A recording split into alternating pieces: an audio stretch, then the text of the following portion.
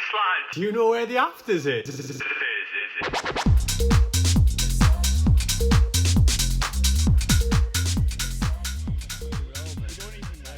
He'll hit record now, and there'll be a little.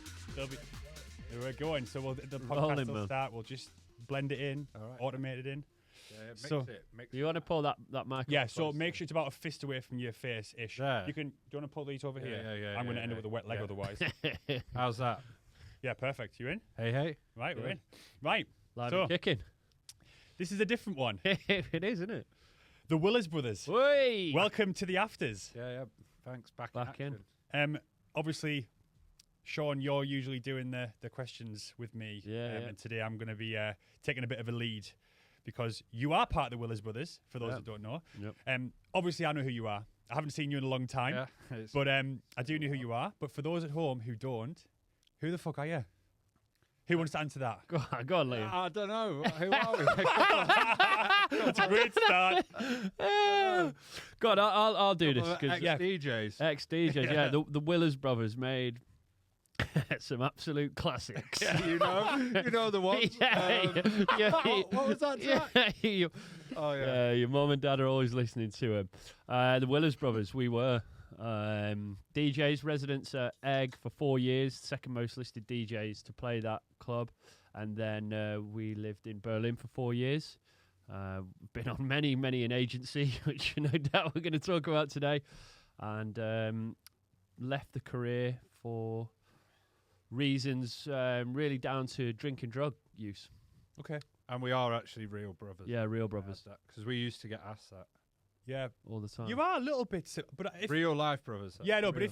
if you'd put you together when I first met you, I wouldn't have guessed that you were brothers. I don't think. Yeah. A lot of people said that. Yeah. So- Well, we haven't seen. We spoke outside. You said we saw each other at Mixmag. I have no fucking memory of Yeah, that. So we were clearly I was pretty drunk. drunk. Yeah, I think we both were. Yeah. Absolutely. I mean, I definitely don't remember it either. You weren't even there. Ah. That'd be Well, there we why. go.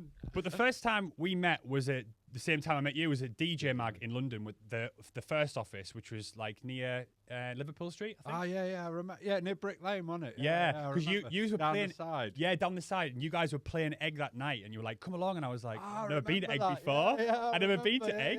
Yeah. So that was the first time we met. But what I want to do today, because we spoke obviously about your journey Yeah. without Liam. Yeah, So what I want to do is I want to actually ask Liam, yeah. going back to the start, what does your journey into the music and then the Willis brothers look like? Like How did you get into music? What was your journey like? What was for me, I was a big raver. Drum and bass, mate. That from was the thing. what age?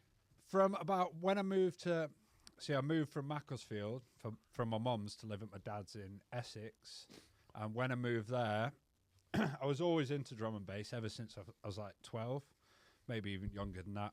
I had like tape packs, buying all the tape packs. I remember like Brocky. What the fuck's tape packs? You don't remember? Oh yeah, they were like tape packs. You'd get it from like your local music shop. Oh, And yeah, right, you know, okay. Like Helter Skelter and Right, stuff. okay, Yeah. I Sorry. remember I had like Brocky and Dare, Andy C, Hype, like so. I was always into drum and bass, and then obviously when I moved down south, I started to travel into London. And funny enough, like we were going.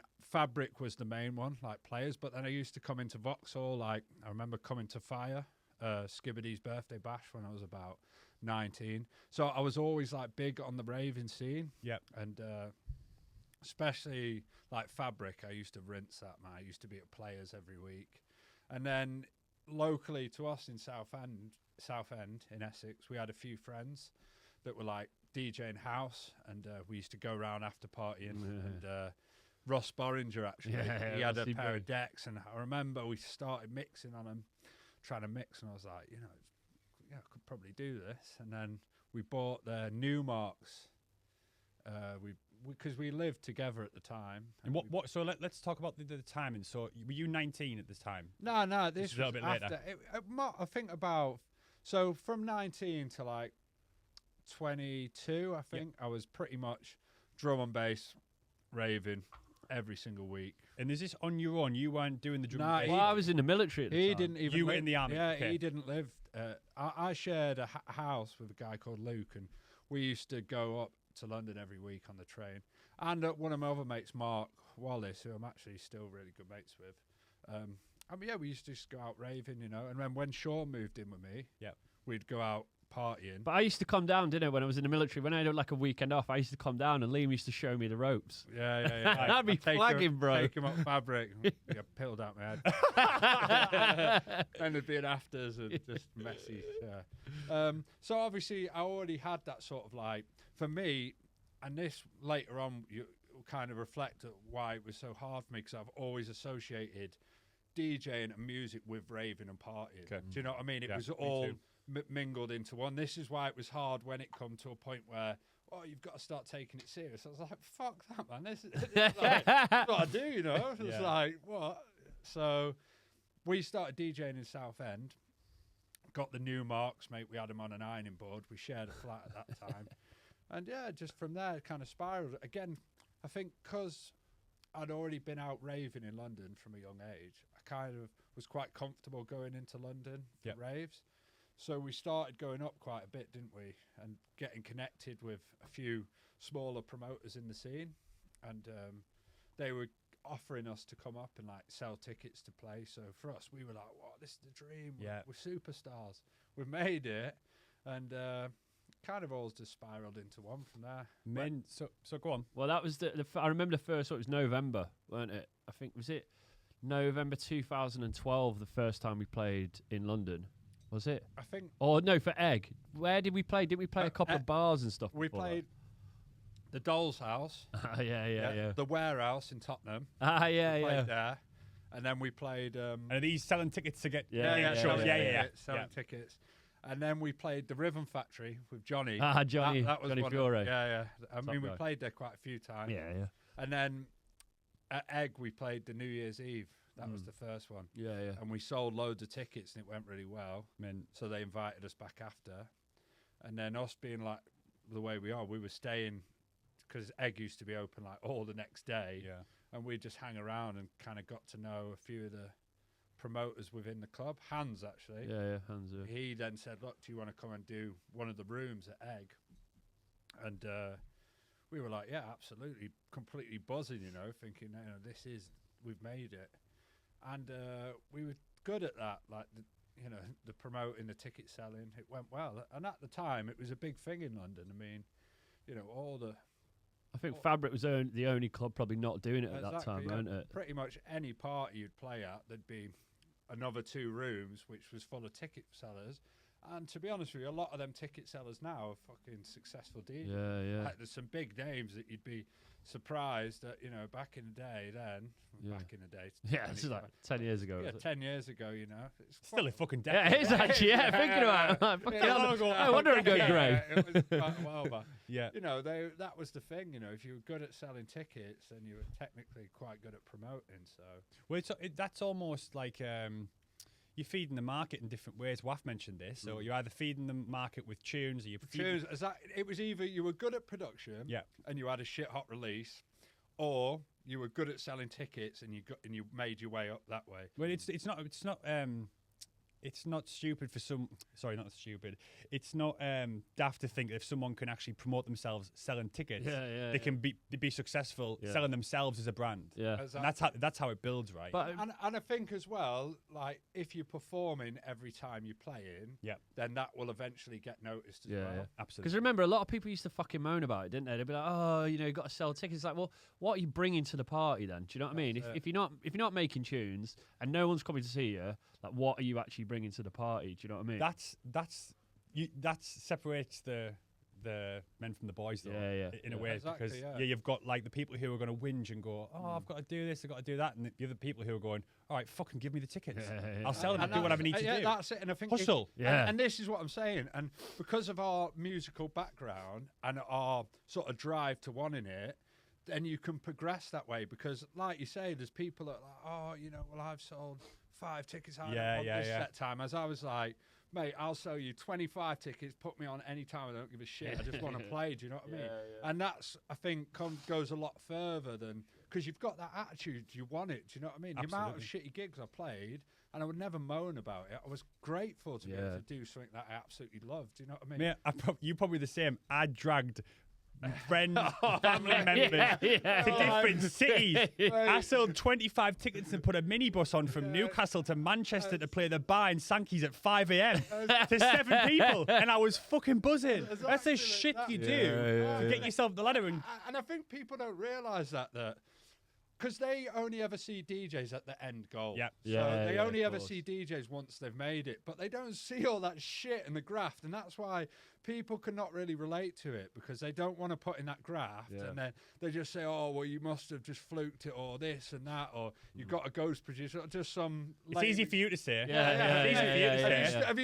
Have you stood at Traffic Bar every week playing to fucking about 5 people? Well, just to put that into context, when we first started playing at Egg, remember Michael Bibby was playing Room 2, mate. He wasn't even playing the main set. Do you know what I mean?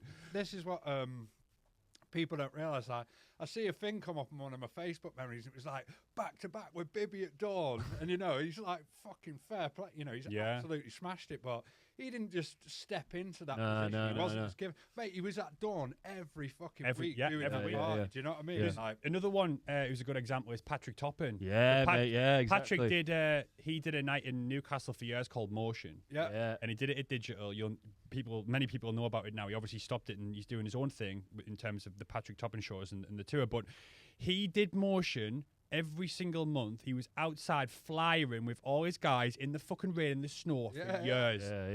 He's a top guy. So he's top. I remember when he played at Egg. Like, this is one guy. Like, I've still got him on Instagram because we were actually. He's actually a really nice guy. We played back to back. And I've seen his career kind of rise, and now he's doing his own thing with Trick, and he's made it. Amazing. But he deserves every single bit of that. Do you know what I mean? He's put in that groundwork. It's not like he went from nothing to Trick. Trick was like the end goal from doing Motion, from doing, Hot Creations, and he was grafting with them guys from... How many bangers he had back in like 2012? Hit after hit. Like Forget that. And it still wasn't linear progress from A to B. There was still bumps in the road, and that shows that he's put the effort in. But people only ever see that end goal. So they're like, oh yeah, well he must have done it this. And you're like, no, there was actually a journey that builds up to that. So even coming back to your journey, then like. We'll come back to you said the musical kind of background when you were getting into it. Your route into DJing was basically DJing after parties on fucking ironing boards and kitchens and stuff, like just afters. Right. Is that how you learned? Exactly. Yeah. You didn't go one day, I'm going to learn to DJ. You were just in the parties. That was it. And I think if you've got like a good musical interest, which we always have done. I'm not the sort of guy who can just put on the radio and listen to any old shit. Do you know what I mean? I'd rather not listen to anything than listen to some absolute shit. I'm very particular with music, as is Sean. So when we were getting into music, coming from drum and bass and Sean coming from hip hop, when we started getting into house and more sort of minimal, it opened like a Pandora's box on new styles of music. And I was like, oh, I've never really been into house. And I remember you used to like Eric Murillo. I was like, no, not house, drum and bass strictly. I remember I was on like your iPod or something. You had an Eric Murillo CD, and I remember listening to it on the bus in Essex, and I was like, "Wow, mate, yeah, this is right." It was like building, and so for us, it was like, when we were at the after party, I remember playing some days on the decks at ours, mate. We'd play for like 2 days straight, just like, let's do a track. You'd never get bored, mate. Obviously doing Fat Rails at the time. It wasn't just, it's not like I was sober, like just drinking Diet wake Coke. up at 6, do some press-ups and get on the decks. It was like, still awake, mate. Get another bottle of vodka in, a few more lights, and we're away. But still, that was it. That was part of the part and parcel of it. But still, I think having that sort of our idea of DJing, it wasn't always just like, oh yeah, we're going to hit the big time. It was just doing it for fun. Do you know what I mean? It has to come from love, man.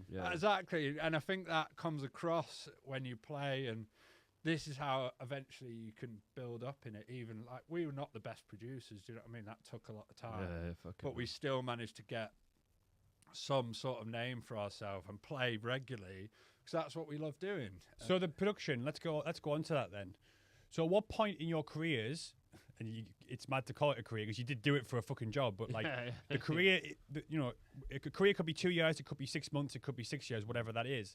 That journey that you took from DJing on your fucking mates' kitchen tables to then, knocking it on the head Yeah. after COVID or whenever that was. At what point did you go, we need to start producing in order to take it to that next level? I think Was it a turning point? or was it I just, think we realised it early on, yeah. but we didn't know what the fuck to do. Like, we did not have a clue. How does that look like for you guys? Then? It was early on because I remember you bought that Mac. Was it an iMac? Yeah, the iMac. You Yeah, bought yeah. the Mac, and we kind of got Ableton on it. I love that. We kind of got able No, to we on got it. Ableton. Fucking mate, if you've never done music production at all and you open Ableton, you're It's like a "Fuck, mate, Mac. what is this? Do you know what I mean? Because you don't have any presets. Do you know what I mean? Yeah. You don't have, It's all blank. There's Yeah, nothing yeah, worse than there's a like- blank Ableton. there's just like nothing in there. Yeah, And you're like, yeah. what even is this? Yeah. But obviously, we realised early on that really to progress and get further and get your name out there, that you had to learn to produce. But I think when we really got into producing and when it started going well is when we bought the machine and we got the studio at Brick Lane. Yeah. And that's when we made the We Are House release, Okay, yeah. the first one. Yeah. And I think for me, still now, I think that was our best time of producing because it was so. It was organic. Do you know what I mean? We weren't trying to copy sounds. We Yeah. weren't trying to be like somebody else. We were literally go in the studio and just like, mate, that sounds sick. Like, put that on. Yeah, let's whack this in there. And like, yeah, let's put this bit. And we didn't really know the technical side. I wasn't listening to other people and going, oh man, look, he's done a banger. I need to make it like that. It was like, mate, that sounds good. Let's put it in there. That's interesting. And I think that's where it was organic. It was fun that time, wasn't it? That was really That's fun, what I man. mean. We were going in the studio and enjoying it. Yeah. because there was no, like, we hadn't done really anything before, so there was Yeah, nothing to to compare compare it to, to. and there was nothing. There was no ego side of it. Do you know what I mean? We were just trying to make good tunes, and then I think when we were sending them out to people like Symphy, for example, Yeah, it yeah. was like, look, this is good. It was like, oh, nice, man. Yeah. You know, maybe we're actually all right at this. Yeah, I can relate to that. I've listened to back some of my tunes on. I was going through some. I did like a gig a few months ago for a friend's wedding actually, and I was going through some tunes and going to the first ones, like the shit ones, but then like Yeah. the first release, and I don't know whether you're on the same wavelength here when you're talking about the one you think those are the best tunes, but I felt like they had the most. I don't know what emotion's not the right word. They had the most heart in them. Yeah, it was Yeah, like exactly. passion, wasn't it? Yeah, It was a passion. passion, That's, yeah. that's what what I'm I'm looking saying. for. Because It it was was passionate. organic. Yeah. because As your career goes on, you start comparing yourself to Yeah, everyone, and there's the pressure. doing more drugs, and you're like, Yeah. do you know what I mean? Everything's like pressure, more gigs. We Yeah. need to get bigger. As in back then, you were just doing it like, yeah, this is sick, man. I'm just getting to grips with it. I'm loving it. I'm enjoying the DJ, and it's organic. And I think that's why, if you can stay organic with your music and instead of worrying about what everyone else is doing, just do it from the heart, then you'll make music that eventually, you know, it might take a long time, but eventually, you know, you'll be making bangers that you actually really enjoy making. But the thing is, you don't really go in there. Obviously, you want to make a banger, but you're not going in with the intent. There's no You intent. just- It's like you- I'm going to go in there, and whatever happens, happens. Yeah, and make something that you like. So Yeah. if you hear a sound, as you go on, you're like, oh yeah, but this might not sound good on this label, so I won't use Yeah. that. Even That's though such a shame. You might have that- forgot about that's amazing what I mean, bangers. like, Yeah. but you think if you just go in originally and you're like, fucking hell, that sounds good, put that in there, and it's so much more organic. And then, Yeah. but as you go on, you start making it. Oh well, this is a big label. I want to be on that label, so I've got to make it sound like this, and it just gets muddled. Then you take this thing out and that, and you just don't know what the fuck to do. Do you know what I mean? Yeah. You're just like, oh, your head's fried. You've been in there 3 days. You've done nothing. Yeah, yeah. You've just made like 5 or 6 loops, and there's like nothing yeah. good. Yeah. I think there's pressure from all angles. There's pressure from yourself because we're probably being too hard on ourselves about the tunes we're making. Absolutely, So yeah. you're being 100%. very critical, going, Yeah, this yeah. isn't good enough. Trying to Yeah, find, yeah. trying to seek perfection, which doesn't fucking exist. And then you've got external. I think it's labels massive as well, because you're But- trying to get. and it's not just that, but labels are so selective. So their tunes that they release might not be good, but it's from somebody they favour. Yeah. So that kind of you don't really know where you stand. Then they won't just give you honest feedback and say, look, maybe you should change this, or they should just be honest, say, look, the track's great, but you're not a big enough artist. Do you know what I mean? For this label yet, they never do. They just either ignore it or just send you some shitty feedback that literally does nothing. So Yeah. I think that's a big thing. Yeah, I think they stuck though because there's the labels that we wanted to get on we're probably getting hundreds of demos. Yeah. No, a week. absolutely, mate. So It's- that's a catch-22, you know. Like if you were a record label, I was a record label. I had my own record label, and I wasn't even big at all. Very niche, you know. Yeah, I had my own brand and stuff. So people who followed me would send tracks, but I was still getting 30, 40 demos a week. So imagine like the likes of, you know, the Watergates and all that stuff, or like Hot Creations, or all those guys. Imagine how many. I wonder how or many they Solid actually Grooves. get. Yeah, Imagine how many solid Solid grooves. Grooves. Fucking hell, man. Fucking hell. They're getting that many demos. Their computer is probably physically heavier every day. Yeah.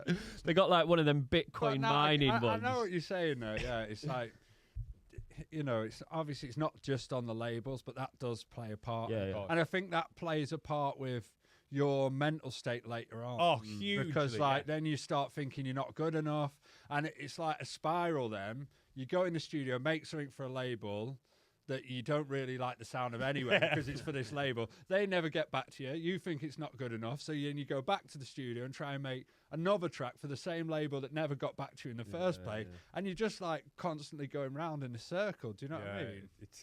It is a vicious cycle. And especially, I think it, you know, looking at my mental state now I'm sober, like, probably now it would be much easier because I know a lot more about myself. But when you're like so high all the time and you've been just getting on it non-stop every weekend and not sleeping, your anxiety levels are already at like 99.9.7%. Off the chart. So that one little thing just kind of sends you off the rails, and then you're just this nervous wreck of anxiety of just worrying about things that don't actually exist. And this is, you know, we'll get round to this later, but this is when I stopped DJing and COVID happened. I was like, fucking hell, that was all just made up. Like, no one gives a shit. Like, it doesn't even matter. That's perfect. We'll roll on to that. So, you know, your journey, I mean, is there anything else kind of you want to touch on in your careers? Because, you know, there's loads more to cover still. I'm honestly, I'm quite enjoying Liam. Yeah, taking I was going to the say, I lead on didn't this, want to leave actually. you out, but I'm leaving you out. Is It's that good, okay? man. It's nice to hear. That's like how it started. You know, it started very organically, just playing, you know, at friends' houses, and built up from there. And the studio was, you know, and then it's when it started getting a bit rocky as well. So let's go on to that then. At what point in the career did it kind of, you'd realise that things are getting like, this is too intense, or, you know? For me, it was up and down early on because, like, not going to lie, Sean was a fucking nightmare, man. Well, this was my next question. yeah. What was it like? Because obviously Sean's been very open Yeah, yeah. about his issues, his addiction, Yeah, you know, yeah. those bad habits.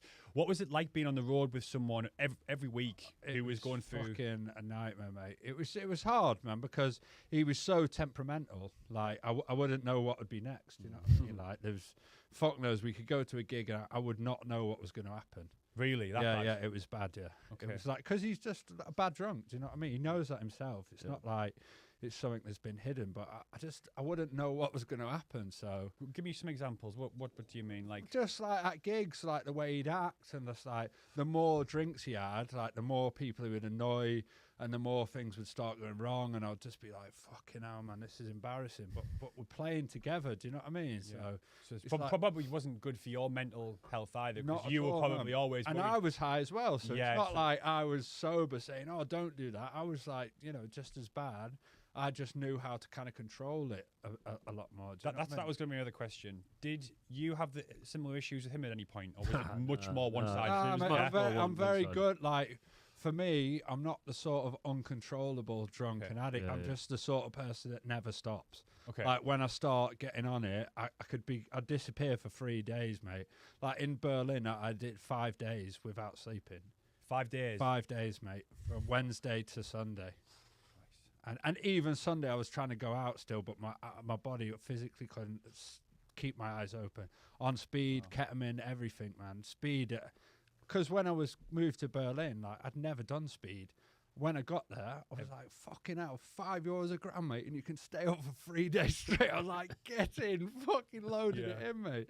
So, yeah, it just Berlin was a complete, absolute crazy, for me, absolutely mental time, mate. So what year did you move to Berlin, just to recap What that? year was it? It was about 2017, I think. So you're a few years into your career now. Yeah, yeah. 4 years, I think. 4 years, Yeah. like we'd been properly. at Egg. We'd been at Egg, and that was a good time. We'll just go back to that. You were residents for Egg, Egg, right? yeah. And we used to work in the office as well.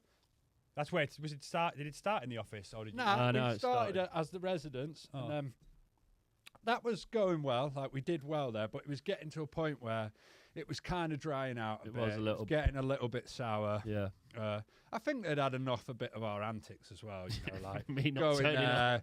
there, getting fucked up every week, asking for 100 drinks tokens, sitting in the green room, fucking 3 days, asking for cabs back. You know what I mean? Just taking the piss. Yeah, basically. yeah, At the it's time, I was so obnoxious. I didn't Yeah, think, yeah, I too thought, right. mate, how can they not give me a cab back and 200 drinks token? Yeah. You know, I'd be there Friday, Saturday every week, just drinking for free, sniffing, and But this is it. It comes back to the intoxication. So Yeah. cocaine is one that boosts your ego to Yeah, the yeah. max. mate, So you probably- 100%. This is what I mean. You think that you are not doing anything wrong. Yeah, The world is against yeah. you. If anything happens, it's everybody but yours fault. Yeah, And yeah. That is what coke does. Do you know what I Yeah. mean? That is what.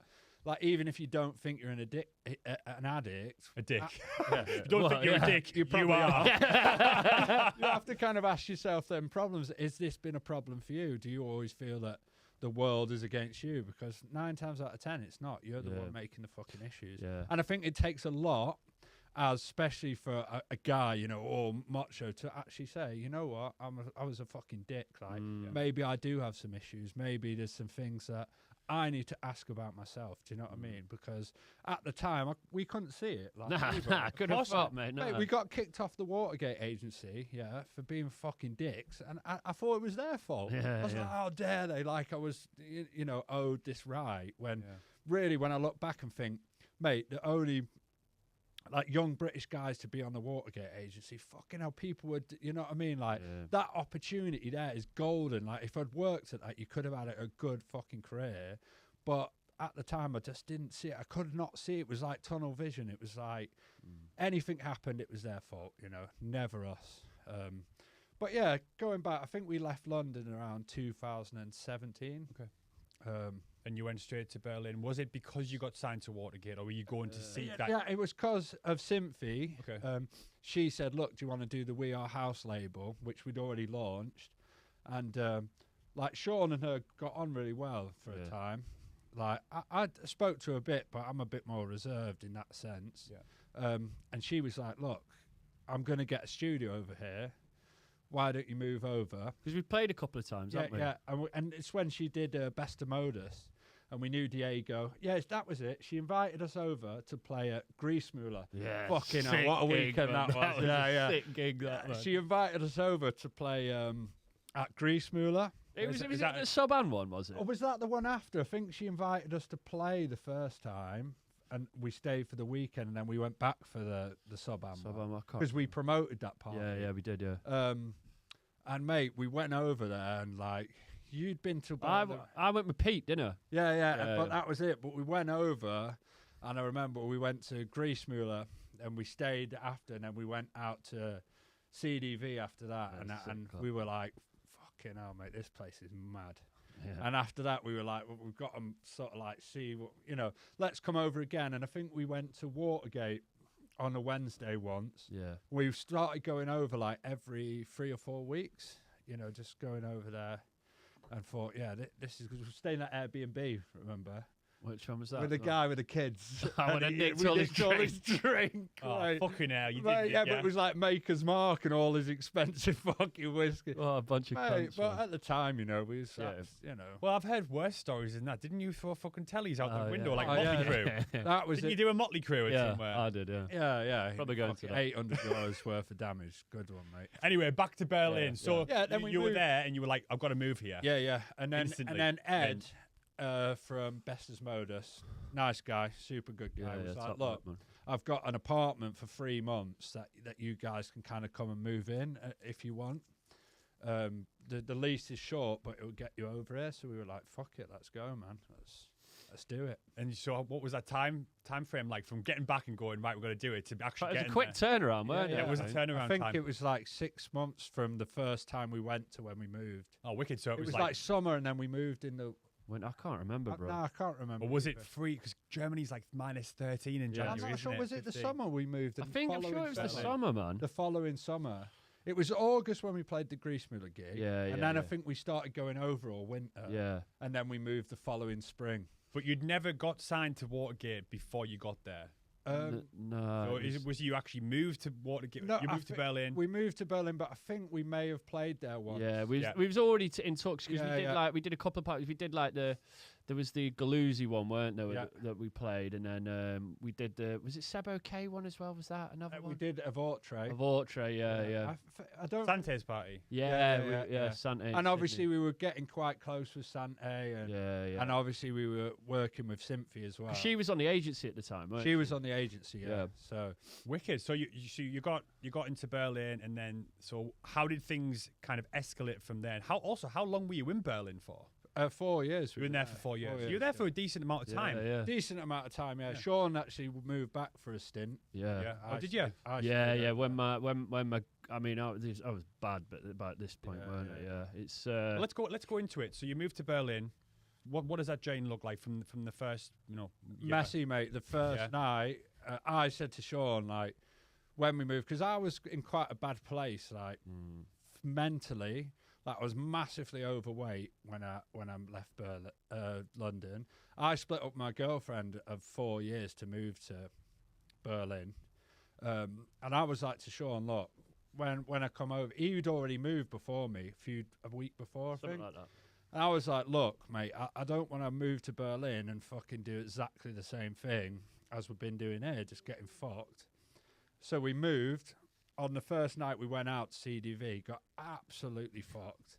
And then in the morning, we just got in like some mad argument, and it was all too much for me, mate. I was like overwhelmed, like I don't want to stay, and walked off, First grabbed day. my case and that. Yeah, I was in tears, and it was just a lot for me to take in, because I was like, well, we've moved here now, and we've done exactly the same thing that I didn't want to do, and it's only night one.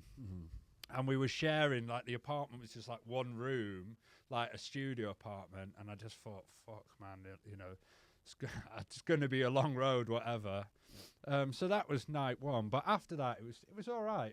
It was. I thought that first year of Berlin was great. Do you know what I mean? It was obviously there was a lot of drugs and stuff, but a lot of partying. and a lot of partying. But it was a nice. It was time. good, yeah, and I actually integrated quite well into Yeah, it. yeah. Like, I had a good, like Yannick, like one of my friends there, like crazy guy, man, like fucking top geezer, like really top guy, and yeah, the first year was good, like Heidegger, man, like that club is just fucking unreal, man. Like it was good. It was Felt a part of the scene. Do you know what I mean? Yeah. Like we felt a part of Berlin. I think very early on. You which was nice. felt like it was the right move, obviously, after that first night, which was a disaster. yeah. Oh yeah, You yeah. kind of felt right. 100%.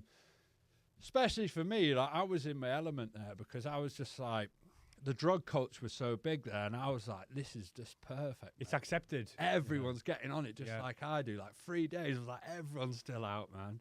So I was like loving it, like big time for, you know, for the first couple of years for sure. It's hard to put a time scale. You know what I mean? When you're thinking back Well- on like the actual times of things. Well, one of the issues is, and I struggle with this, when I'm talking about me being on tour, there's countries I've been to, I can't remember even being because I was so, like, not even just saying I'm battered, but because I'd been battered, I wasn't recovering.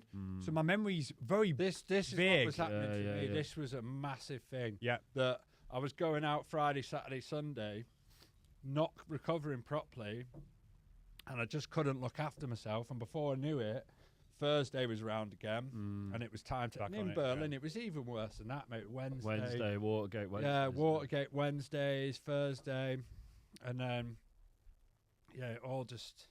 And were you working full time, or were you working like as in were you No, DJing full DJing. time? At first, I was DJing, but I did work. You did. This, I think, after when Sean moved back. What happened is Sean moved back, and I needed somewhere to stay Yeah. because I didn't have an apartment. We were living in this guy's house, and it all went tits up. So I was like, right, I need to find somewhere to stay, and that's when I met Chris at the Heidegger, and he was like, well, I've got a room at mine. So I was like, well, I'm moving there. And that's when I got a job in the kitchen. So I was working for a bit of it. And so what was the reason you moved back? So Well, my granddad passed. Who I was really close to, and I think that just hit it just went a bit too much. Like Berlin at this time, I was doing a lot of drugs. I was in a pretty bad place, and it just got all a bit too much. And How long did you move back for then? how long was it? Like 6 months. Yeah, something like that. Yeah. But before he moved back, like I was pretty messed up. I remember we did Sisyphos New Year's Eve. This was really fucked up time for me because we did Sisyphos New Year's Eve. I don't think you turned up. No, that I night. think I missed that one. And the guy I was with at the time was like, "Oh, you know, we've been doing Ket all night. We've been doing coke." He was like, "Oh, do you want some 2CB?" Pulled it out in the bathroom, and he was big on hallucinogenics. And me, like an idiot, just went, "Yeah, I'll take it." Took it, not knowing what fucking 2CB was. Full one. Full one, mate. And he was like, he took me aside. He was like, "Liam, mate, I'm going to be honest now. Like, I do a lot of 2CB, and this is one I've sourced from Amsterdam, and it's like the strongest I've ever done in my life." And I was like, "I'll be all right, mate." Fuck. That's what you need to hear. And Sisyphos is like, I don't know if you've ever I've never been. been. There. Oh, that's mate, crazy, man. man. It's like a super eccentric club. Like everyone's like hippie and like fire. There's like this thing that goes with fire. And mate, I was sat there, and I'm not even joking. It was like a dragon breathing fire over the crowd.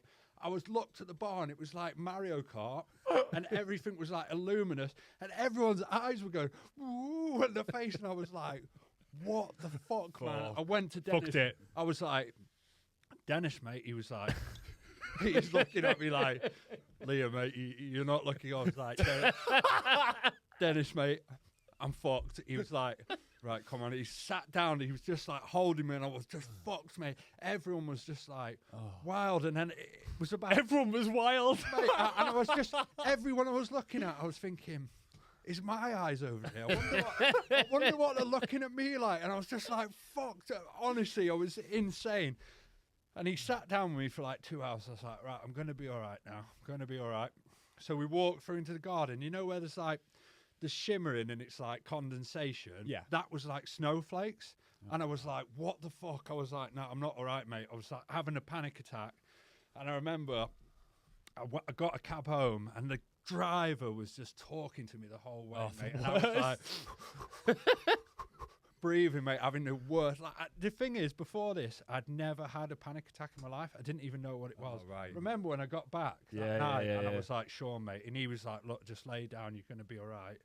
And I was like, "Mate, I'm really fucked up here." And the thing is, we had a gig. I think the New Year's was on like the Sunday, and we had a gig at Watergate on the Wednesday. It was like the 3rd or the 4th. Yeah.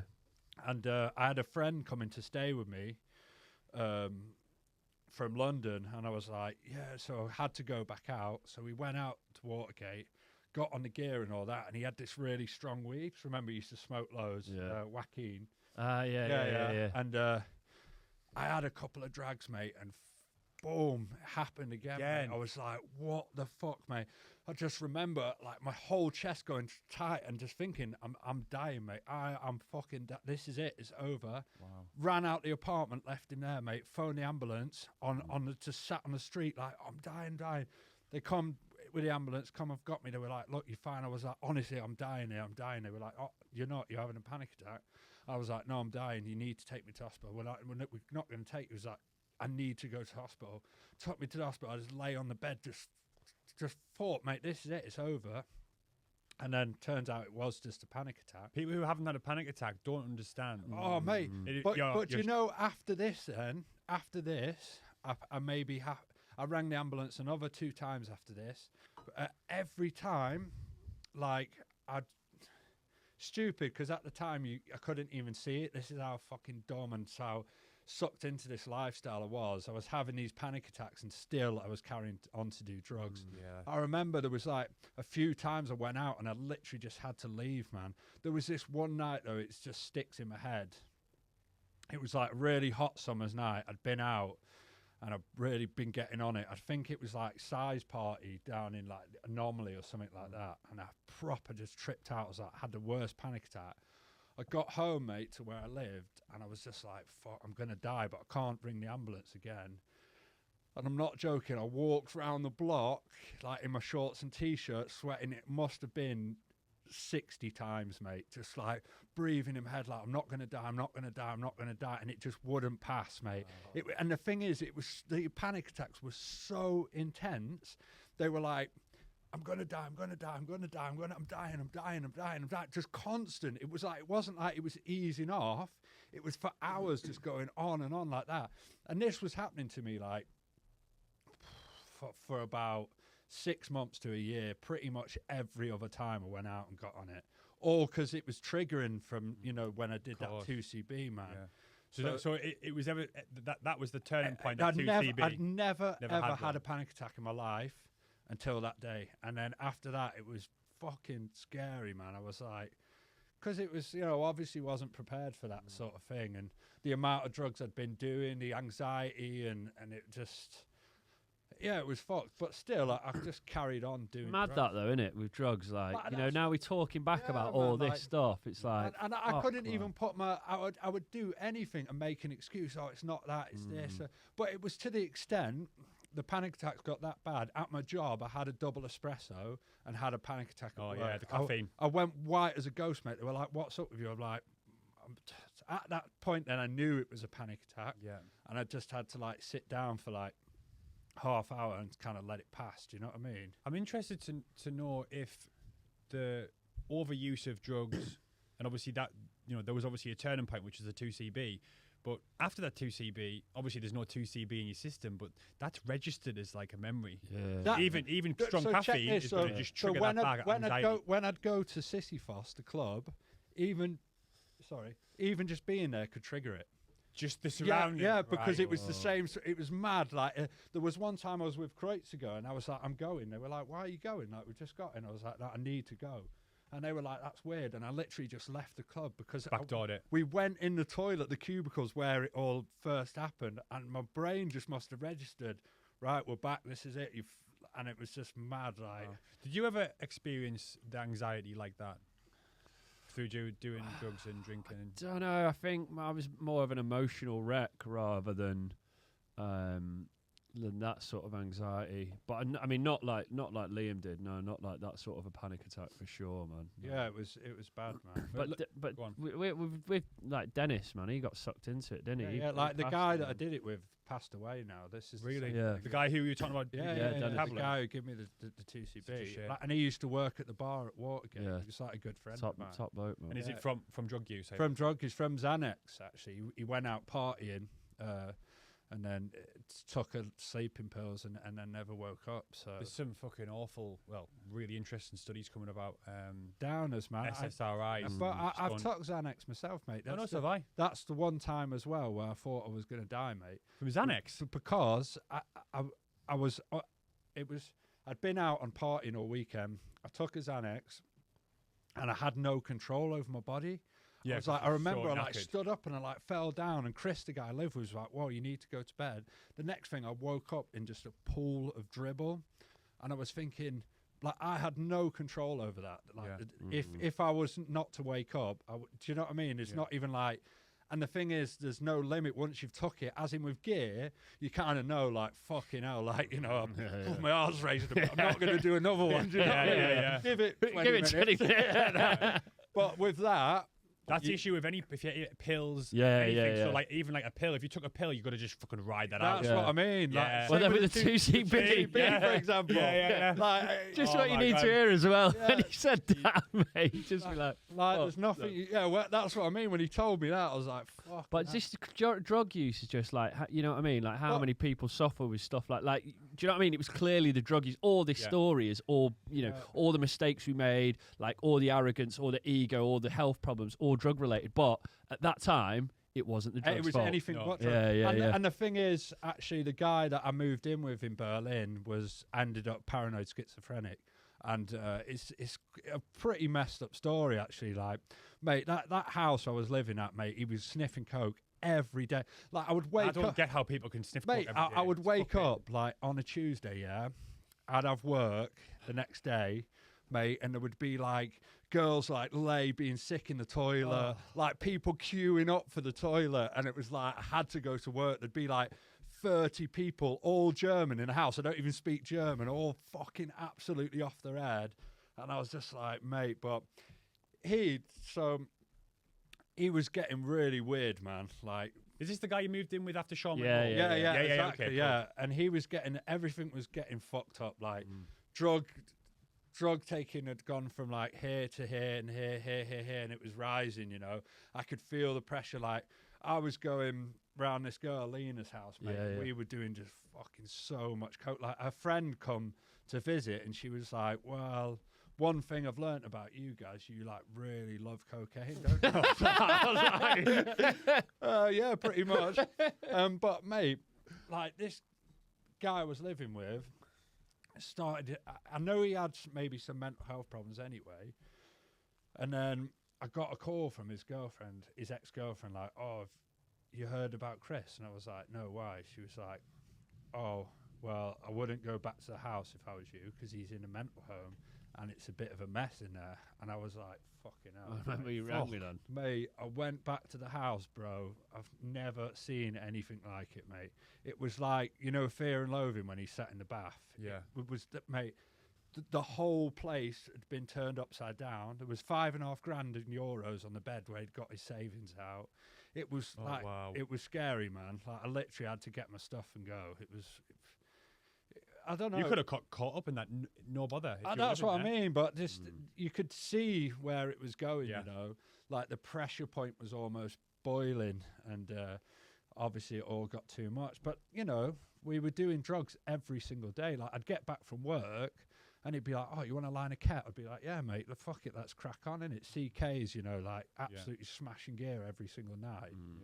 Mate, I had, like, it's a story, you know, I'm not proud of it. I had, like, an infection here on my nose, and it was horrible, and I was just still sniffing packet, mate. I didn't even care. I was just like, fuck it, man. It was sad, mate. Like, I was, you know, I was well overweight as well, super unfit, and just complete drug addict, mate. Yeah. But I was good at masking it as well, you know. I was all Mr. Jolly in the party. But I'd get home, mate, and I would be sort of like emotionally depressed. Do you know what I mean? Yeah, what were your feelings at that time? Obviously, when you're, you know, when you're doing gear, when you got an infection, you're just doing it anyway.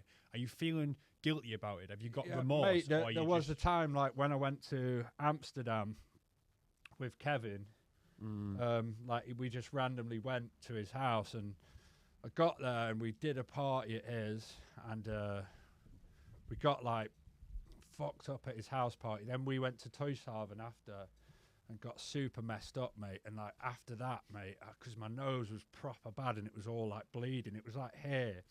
And I was, like, sat on his bed, like, almost in tears. And he was like, look, man, I'm fucked. That I need to sort this shit out. Do you know what I mean?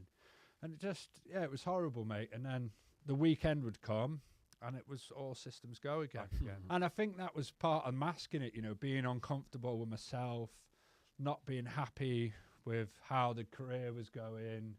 Me and Sean not really getting on, you know, like, wasting a lot of time, and just, yeah, it was quite an emotional time, you know. And then coming to the close of that journey in Berlin, when did you guys leave Berlin? Well, it was in COVID, so when COVID hit, that's when we started to sort shit out. well, that's when, not the first half. Nah, not the first The first half, I was smoking a lot of weed. Okay. Like, this is when I really started to hit the weed hard after. Fucking hell, hell. mate. I was not joking, mate. I was doing 10 joint. I got some pictures, mate. Like, they're fucked. Like, I look like Hagrid, mate. Like, big joints in my mouth and that. Like, I was proper, not joking, mate. I was blazing like 10. I'd wake up, mate. Wake in bed. Boom, big fat joint, mate. Absolute heavy ender. I'd fucking have David Dickinson's on the TV, mate. Feet up, mate. This is me locked for the day. There was a shop just across, mate. I'd go over, snacks are in, fucking get some croissants from Lidl and that, get these cookies. They had these home-baked cookies, mate. I'd go in, mate. You'd be bagging them up already. Mate, I was just like heavy ender, mate. Yeah. Like, every day, just literally just blazing, like, as much as I possibly could, staying up till like 3 a.m, and then fucking doing it all again. literally stay in bed till like midday. First thing. Normally there'd be a half-smoked joint in the ashtray from the night before where I just couldn't possibly smoke anymore. I'd get that blazed while I'm rolling another one. So this is in Berlin. This in Berlin, this is in Berlin. But at this time, Sean was starting to like sort his shit out. Oh, so before that. Yeah. Before So you moved back. this is like Yeah, when COVID happened. So this is when Sean kind of like sorted it. Like he had a different apartment to me, and he was kind of like, because we trained before all of that. Yeah. We used to train together. So Before we started music, didn't we? yeah, we were training together. We was into weights and just like, you know, like, I don't know, like, it's always. Yeah, training. We were training quite a lot. This is one of the questions I wanted to ask you, because I didn't know this about Sean until we started the podcast, but he was in the army. Yeah. So he got these traits of discipline and fucking Exactly, yeah. Where do yours come from? Because you've had an amazing transformation, and you're very disciplined. They're now. what I've built in myself, really. Okay. There was no, like, for me, it's still something that I work on now day to day, as in. But I think without Sean being there to help me, because, like, he was starting to diet and stuff like that again, and he was running, and I'd never ran. Yeah. And obviously he was coming round, and I was, like, absolutely blazing my head off. And he was kind of like, look, you know, maybe it's time kind of start changing a little bit, because we used to diet before, like we was like quite into it and that. And So you got a bit of experience. in Yeah, it. yeah. When we was Yeah, early that makes 20s, sense. weren't it? early Like, 20s, mate. okay. We were training. It was good. Like Yeah, we yeah. used to train together, and it was good. And he was like, look, you know, maybe you want to start, you know, thinking about what you're doing. And at first, me being me, I took it like a bit offensively and kind of got my back up, like, oh, you trying to have a go? And then I could see the way he was changing, and I thought, fucking hell, man, you know, obviously, like, what he's doing is obviously working. And what were you doing at the time? What was that? Just running, or were you back in the gym? Yeah, running. You were at the gym as well, remember? Yeah, I was at the gym. Just like very basic stuff. Running, just moving more. Be it like I was back on MyFitnessPal, which I hadn't logged into for about 8 years. Yeah. And Why? Like, why did you just all of a sudden just go? You know what? I'm gonna do you this? know what? Was there a point? Because I had to get. I had Well, when it was when you was at Amazon. Amazon. Yeah, when 'Cause he was working nights at Amazon, so Okay. you had to kind of do something with your time. yeah. And you couldn't be getting on it all Nah. weekend. So what it was is that when COVID hit, obviously no gigs are coming in, and we had no fucking money anyway, and we didn't have the opportunity to go back home. So I had to get a job. Liam had already been working anyway part time at the restaurant, but I hadn't worked for 8. I don't think I'd ever had a job. I don't know. So I had to get a job, and Amazon was the only non-English, like non-German speaking job that I could get. So I got this job, and it was night shifts, moving the fucking boxes.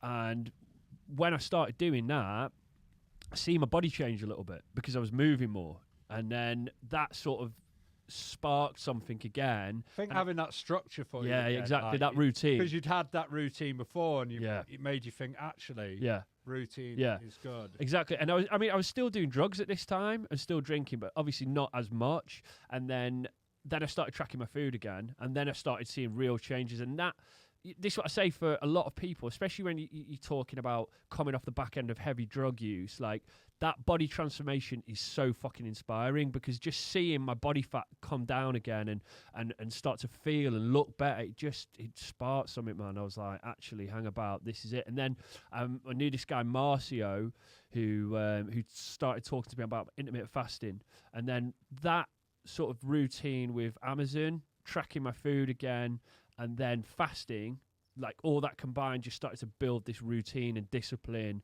And obviously that just spiraled from there, and then I started running a little bit, and then telling the running story. This is when it all really changed, because I got a job at Gorillas, working at Gorillas, which means I was working as well. And he was like, look, you know, started getting the diet sorted a bit, because at Gorillas there was loads of food that you could take afterwards. It was all like whole food. So I was like, you know, started eating a bit better. And then he was like, look, why? We were going to get donuts, funny enough.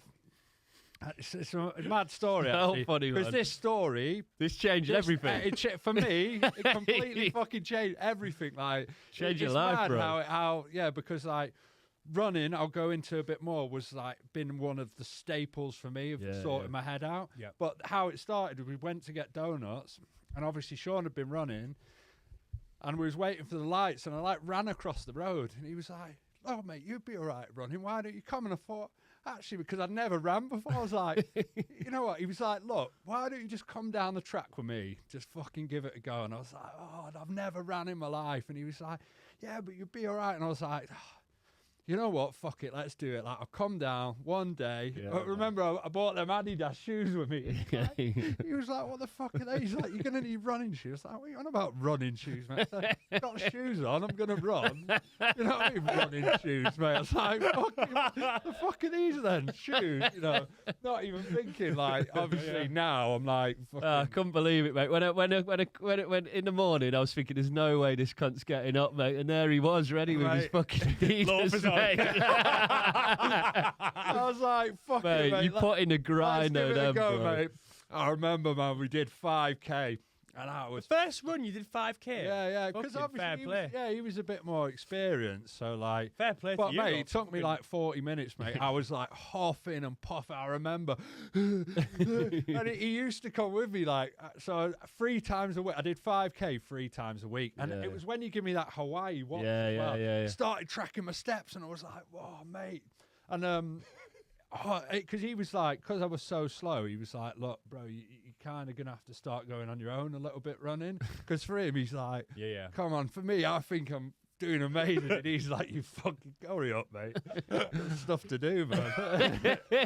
He's not even getting a good run in. So he was like, "Look." So I was like, "Right, I'll start going on my own 3 times." And I remember I did the first 10K.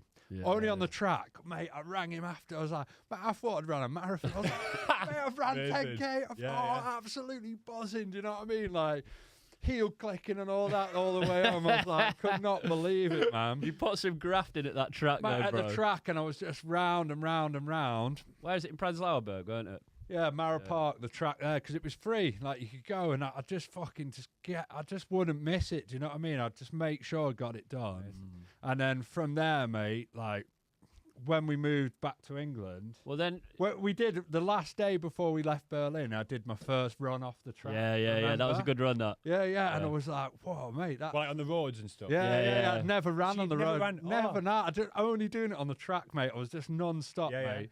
Because it was a good place for me to sort of learn to run, and you know, I didn't know too much about it, so I was like, it's just a good place for me to kind of get fit.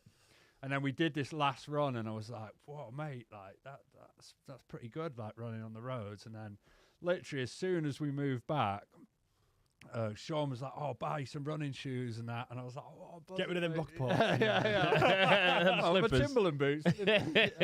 So, and then when we got back to Southampton, then something just clicked, man, and I was like, I started running. But just go into that, because we were still DJing at this. Like, when we moved back, you wanted to quit. I still wanted to DJ. yeah.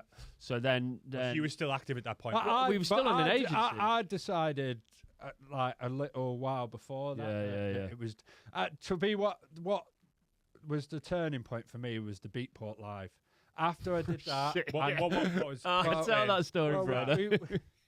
after that, I knew this ain't for All me. right, like tell me about the Beatport Live. Right, so they said, "Yeah, come and do a live stream on Beatport." Who was it Yeah. again? What's his name? The guy, top bloke, weren't he? Yeah. Nice guys. So I was down like, there, all right. Berlin. So we got absolutely fucking hammered, of course. And mate, we did the live stream, and you know it went well. Obviously, you know it's live, so you can watch it back, which is not a good thing for me anyway. And then, mate, I remember at the end, I was like, "Oh, I want to play a drum and bass track." And you played the same on track, yeah. and then he was like grabbing the mic. I was like, no, wait, grabbing the mic, and I was like, on the mic, like proper. And then I was just like, after that, I was like, man, I can't do this shit. This ain't for me, man. I was just fucking, I'm done, mate. I was like, after that, I was just like, it was embarrassing. Do you know what I mean? It was, you know, I was.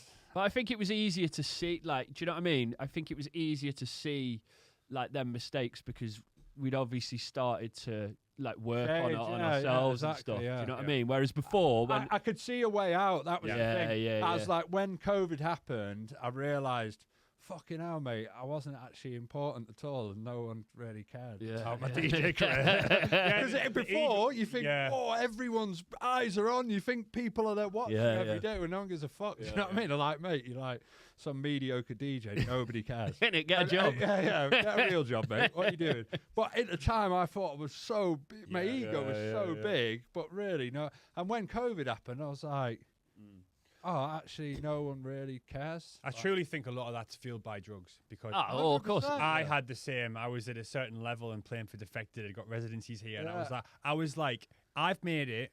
Fuck everyone. I'm sweet for life. Yeah. And it's not the case. It's and it's not until case. we're out of it now. We're looking back, and obviously we're looking back from a better place. And it's okay to look back and go, you know, obviously we weren't thinking straight, but I do think a lot of it's down to the drugs 100%. And building the ego. And that's what I would say as a point to any sort of person who's in that sort of position now as a DJ who thinks, I've done this for a lot of years, my career's maybe not going very well, I've got a bad drug problem. Don't be afraid to fucking walk back because there will be people there that will respect that decision, and they're the people that care. Your family, your friends, they don't care about your DJ career. It's all this industry shit that you're worried about. People would much rather see you happy with a fucking normal job, getting on with your life, actually enjoying it, than being on the edge, being full of anxiety because you're worried about, you know, you don't want to be in this career, but you feel you're tied to it. Don't just walk away from it. And that's what I mean. When I realised that that was a thing, like I was the same. I thought this was me for life. What would I do without the DJing?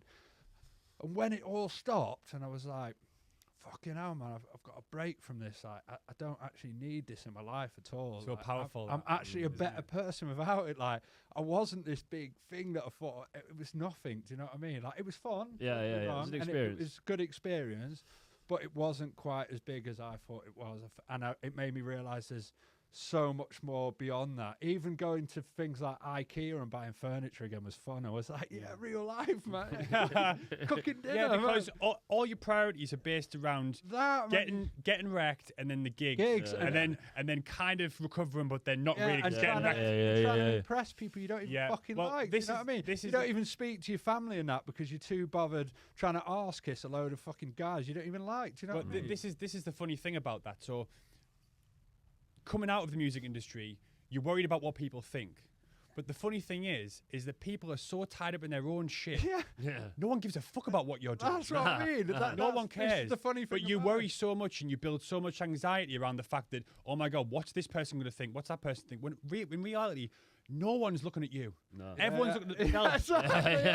Nobody gives two. No one gives a fuck. And that's right. And I think it's so refreshing when you realise that, and you're like, oh man, I'm free. Like, look at me in IKEA buying plants and fucking going on Sunday morning walks. Look at me. Do you know what I mean? Like, it's good. It's a good feeling to realise that there's so much more to life. And like, me and Sean are like so much closer since it all stopped. And like, I have so much, I don't know, such a better life now. And, you know, I just think that, I don't know, it was fun, but there was a time where I thought I would never be able to leave it, and I didn't know how I was going to overcome that. You wouldn't. I don't think you guys. I'm just saying this subjectively, but I don't think you guys would change anything. No, not at all. Because it's part of the journey, part of the process. And now, like Sean helping other people realise this, and for me, like running, going back to running was like a massive thing for me. Like I learned so much about myself just being out there, mate. Just smashing the mileage, mate. Like just getting in my own head and just asking myself, like, why was I masking all this? Like, what was the issues? Like, where were the anxieties come from? Do you know what I mean? And I just going out, getting at it, mate. Like when I was doing marathon prep, mate, I was literally going out. Fucking like hell, every single for 3 years straight, pretty much. I was doing 6 runs per week. So let's talk about that. You got back from Berlin. You did your first road run before you got back. Yeah. And then you got back into the UK. And then was it a point like, I'm going to do a marathon? No, not at all. So then I did, because we were really big on the Zone 2 training. So Sean was like, you've got to do everything in Zone 2. It's got to be structured. You've heard that before, yeah? I was like, I've heard it. So I got like well into the first 6 months of being back from July 2021. Yeah, 21, yeah. So not even that long ago, really. Yeah, cool. I started to really like focus in on the on the Running trail. Zone 2. Running trail. And then I remember so that was July, or in September, I did a half marathon, New Forest half with my dad. And I was in quite good shape at the time. Like, I'd done quite a good training and my diet was really good. Yeah, is that when you did a cut? Yeah. And I thought, Sick. mate, I'm going to fucking smoke this half marathon. I thought, look at me, looking good, feeling good. And I'd never really ran that far before. And What was the longest you'd done before that? I think like 8 miles. Right, okay. Or maybe a few tens with I think Dad. we've done a couple, tens or something. But I thought, I don't know why, I just went to the start line and thought, mate, I'm absolutely just looking at all like old ladies on the start line. I think, you're getting smoked. And mate, I couldn't have been any more wrong. Like, it was a trail course with like elevation. Oh, And shit. mate, I hit like mile 3, my whole legs cramped up, and I was thinking, fuck, I got 10 miles to go, mate. I was going to my dad, just go on, just leave me. He's like, no, we're going to run together. And it was fucking horrible, man. Like, literally, I was like, and it humbled me after that. Yeah. I was like, actually, running is much more. Like, to be a good runner, like, you really have to put in the work and Buy the shoes. like, Yeah, you need the shoes. No, I'm saying like, everyone. I'm glad it humbled me though, because I went in with this sort of ego maybe that I'd carried on through, thinking I'm the big I am. But these people I was laughing at the finish line, at the start line, were literally straight past me. Like, all right, see, excuse me. Water station. I remember I was grabbing gels, like naked gels. Only fucking half marathon. Must have had 13 gels, 13 Holy gels, shit. 5 mini packs of Haribo's, everything. I was like, I'm gonna die. I was like, mate, like, go on without me, Dad. And he was like, no, come on, son. And I was like, It's like a fucking movie. mate, it was bad, mate. And at the end, it was embarrassing. Like, the pictures at the end, they were like, come on. I was like, I can't do it. But I did it. And after that, it kind of humbled me. I was like, actually, this is something that if I want to do it and become better at it, then I'm really going to have to put some work. So I decided that was 21. Yeah. I decided 2022, I was going to just dedicate that whole year to pretty much just running and becoming a better runner. And then I just started really getting at it. I was doing like 130-mile months plus every single mad. month. Like, Wow. And then I was like, right, because I'd done all the training, I thought, why don't I put in for the ballot for London? I thought, I want to do a marathon. I feel that I now deserve that place in there.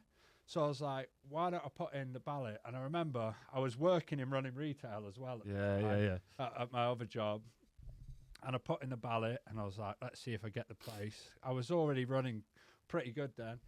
I remember I went up to check on my break. They were like, "You've got in." I was like, "I come running down." My boss was at. I was like, "I'm in." He was like, "Get in." So I was like, "Right, this is it now. It's go time." So I just coasted through the end of the year, just logging miles, and then from that January last year, so January 2023 was when the training block started, and Bro, you do like 50-mile weeks then and things, stuff, then bro. things. I was doing 50-mile weeks back to back. Yeah, mate.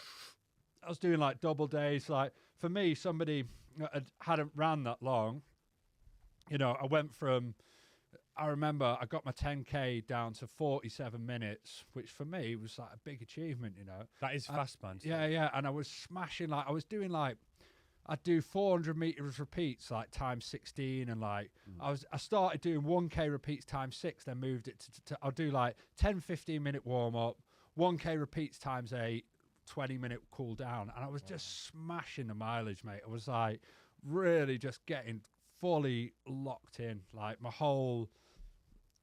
basically my whole life was just for that goal for the marathon, because I knew I just remember the half marathon and how much I fucked that up. I thought, I want to like make myself proud with this, like sub 4 hours was my goal, and I knew deep down that it sounds easy to say sub 4 hours. It's kind of this benchmark that everyone has, but actually on the day it's like I knew deep down after doing some 20-mile runs that it's easy to say sub 4 hours, but actually getting it, if you've not been an experienced runner for years, it's not so easy. So I was like, right, I've really got to knuckle down on this, and yeah, I did. What I love about this story, hearing it back now, is that like you just got to remember where you've come from as well. That's in what I terms of mean, that. And it just that- makes it so realistic for anyone who's going through, you know, a shit situation that like 100%. literally More than anything shit can- by the sounds of it. And Yeah, you know yeah. what? The thing is, even after I did the sub 4, I was like, oh, I could have done No, 3 you hours. smashed 30. it, man. Because I think you get locked into this sort of mindset as you always want to achieve more. But now when I look back at it, I think, fucking hell, you know. It was, Well, tell people what you were telling me before we came on the podcast. I told you to stop talking, but you were telling me how long before the end your brain was just saying, yeah, that's it. Yeah. So how many miles to so go? mate, like I can remember the day like to the T, like mile to. It's weird because I can literally remember each mile, man. Like, and I was sweet. I remember the Tower Bridge, mate. It's one of the best experiences of my life. You come round the corner, mate, and it's just absolutely packed, and this tune come on, How Are You Gonna Feel? I think it's Comics and Steve Speck. How are you gonna feel? And I was like, mate, come on, mate. I was singing, doing the fucking aeroplane. I was like, this is it, mate. That was the fastest mile in the marathon. I was like, I'm absolutely smoking this. I was like, I feel absolutely fantastic. I was like, I'm halfway in, energy's high, tunes are fucking pumping. It's happening, mate. I was like, this is good.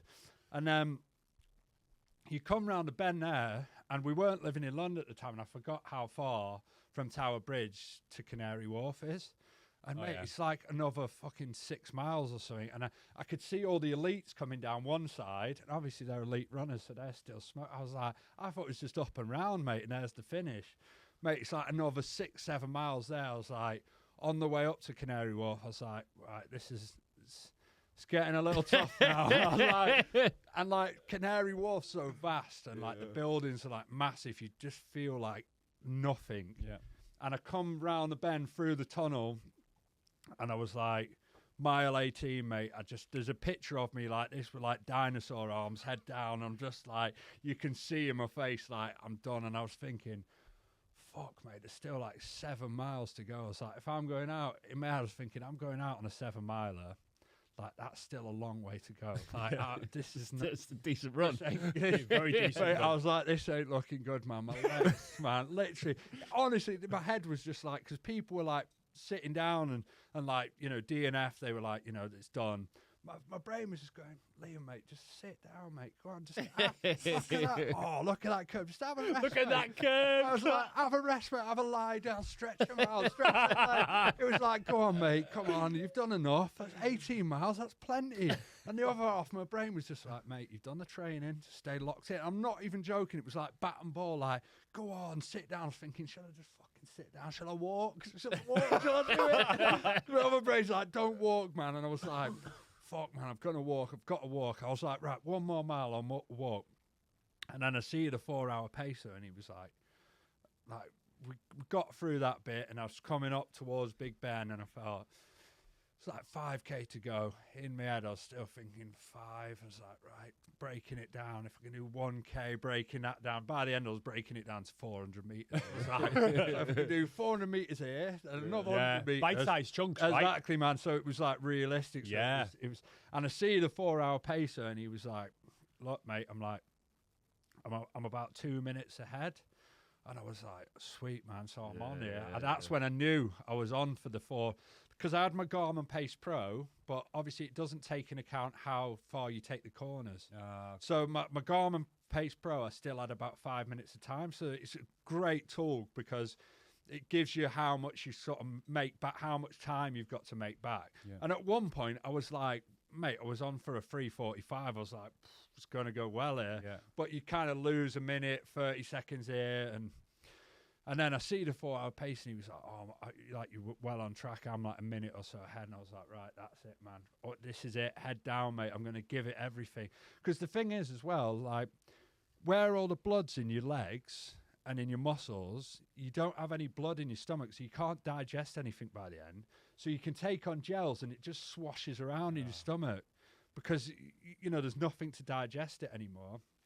And then I seen him, and then I see these guys at the like about probably like the last K on it on the finish line like, on the morgue, coming and in, they were like, "Come on, Liam!" And I see him, and I was like, You're buzzing, man. "Fucking get him, mate! Yeah, I've got this, man." I was just Yeah, and then it's come through 3:58. So I was happy with that. Positive. But it was hard, mate. Like it's you got to have respect for the marathon distance because you can fluke maybe a 5K, a 10K, get a good time.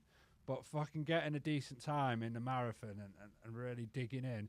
The thing what I love the most about the marathon is it's not even the day.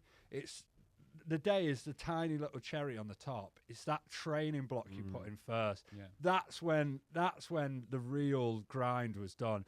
Going out, because you got to remember, if you're doing a spring marathon, your training block is through the winter. Yeah. So it's all winter, mate. I was going out. I remember I had like frost on my beard. Yeah, and I had that, that. yeah, mate, going out because you can't miss workouts. No. Like I had a structured plan, and one workout missed, I was behind. Then, do you know what I mean? And the thing is, I got an injury as well in my piriformis leading up to it, which you can kind of run through. But I remember, like the physio Carol did a great job, yeah. And he said, look, at the end of the day, it's not going to make it worse, but it was uncomfortable and it was a niggle. And I remember I had a 20-mile training run, yeah. I woke up, it was pissing down with rain. I was like, oh, man, I really can't be bothered with this. 2 miles in, my piriformis started playing up. And I was thinking, mate, I've got 18 miles in the pissing rain with my arse cheek hurting. I was like, mate, this just ain't good. But Ideal. it's just about getting it done, man. And it just mental strength. You know? It was for me, it was a massive thing because I learned so much about myself and kind of how I can push the limits. And running's been like, I mean, it's changed my life pretty much. That's why I would recommend it to anyone because it's something that, one, you can relieve a lot of stress. Two, it gives you good structure and discipline. And like, it builds massive aerobic fitness, which is great. And I just think having like something to do on a Sunday morning rather than going, like, if people say, oh, do you want to come out Saturday? And you've got a fucking long run planned Sunday and you've planned the route and everything, you're like, actually, no, I've got something bigs on.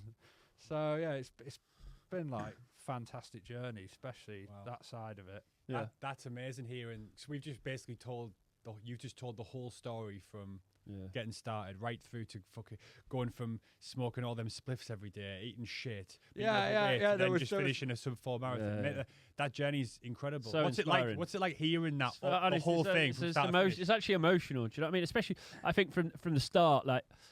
I think a lot of the time I didn't take into consideration like what I was putting Liam through, obviously with the drugs masking it, but then to hear how much he's actually gone through out loud like that, and then to obviously we live together now, we're working together, and to see how far he's come, I think is so fucking inspiring. And I think, for anyone out there listening who's going through a difficult patch, like I hope you can take some value in this. And especially for somebody like, for someone like me who was always never a morning person. Never a morning. Oh person. yeah, never. Me too. Man, this is one thing I can't hear now is I'm not a morning person. I'm a night owl. That's not even a thing. No. And I'm living proof of that. Yeah, that's not a thing. That's just you prioritize your time because you'd like to stay up later in the evening. As in, I would rather go to bed early and prioritize that time in the morning. And that way your circadian rhythm works much better. You feel better. You have a much more productive day. So that's not a thing. And it's the same. I was somebody, I can't run is another thing. Yeah. Man, I hear that all the time. Man, honestly, but I was that guy, so I can't say anything. So was I, though. But this is the thing. This Excuses. is why now, like, it's easy to just make an excuse why you can't. Like at the point I was at, like, if you see the pictures of like me when I was smoking a weed and like, We'll get Johnny to put some up. Yeah. We'll do it now. We'll do it now. like I was a mess. Do you know what I mean? Like it's not like I was somebody with a fitness background or something. Yeah, we trained for a few years, but before we trained back in the day, I was massively overweight as a kid, like really badly overweight, like really like massive. I think I was like, when I was like 15, I was probably like 19 stone. So I was huge. Do you know what I mean? I was like double, triple XL, like really, really unfit. Giacomo vibes. Giacomo, big time. I know, Giacomo. Remember them advert? Yeah, that's right. Is Giacomo still about? I think he's got to be, man. It's probably his business is booming. But mate, like it's not like a confident, sporty background or anything. Yeah. So I think like it's easy to make an excuse why you can't do it when maybe you just have to. I think what it is people get so attached to their routine, and they get so attached to these little things like that they get so upset and hurt by somebody questioning that, instead of just embracing it and saying, actually, maybe what I'm doing is not the absolute right way. Maybe there is other things I can implement in my life and habits I can implement that will then change my life. Do you know what I mean? It has to come from. I think it has to come from them. Yeah. So it has to come from inside, because if you try to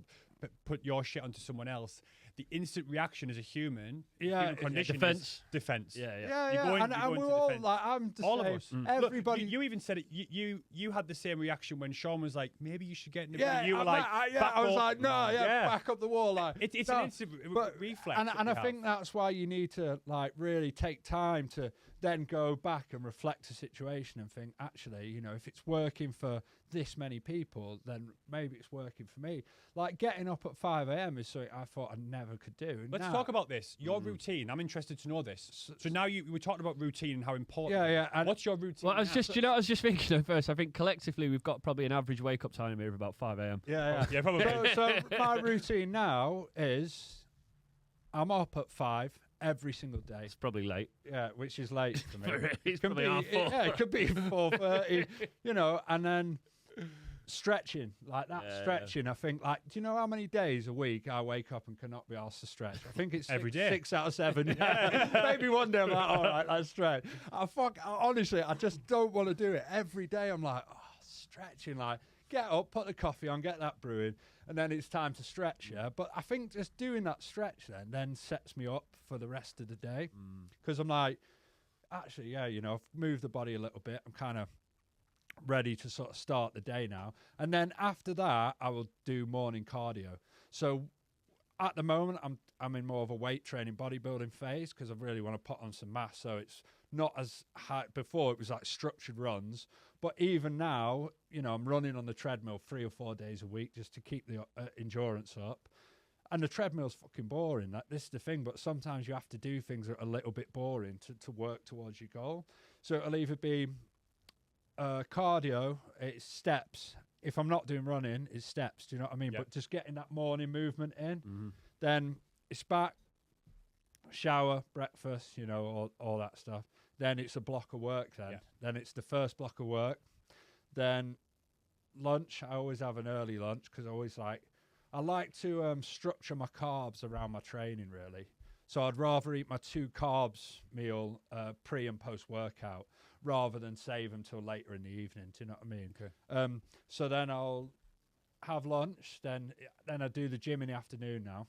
So the gym's from 1 till whenever it's finished. Yeah. Then back, and it's another block of work. And then I have my dinner early, you see. Nice. I'll eat my dinner around 4:35. Okay. And then after that, I'm fasting. So I'll get that block of work done in the evening.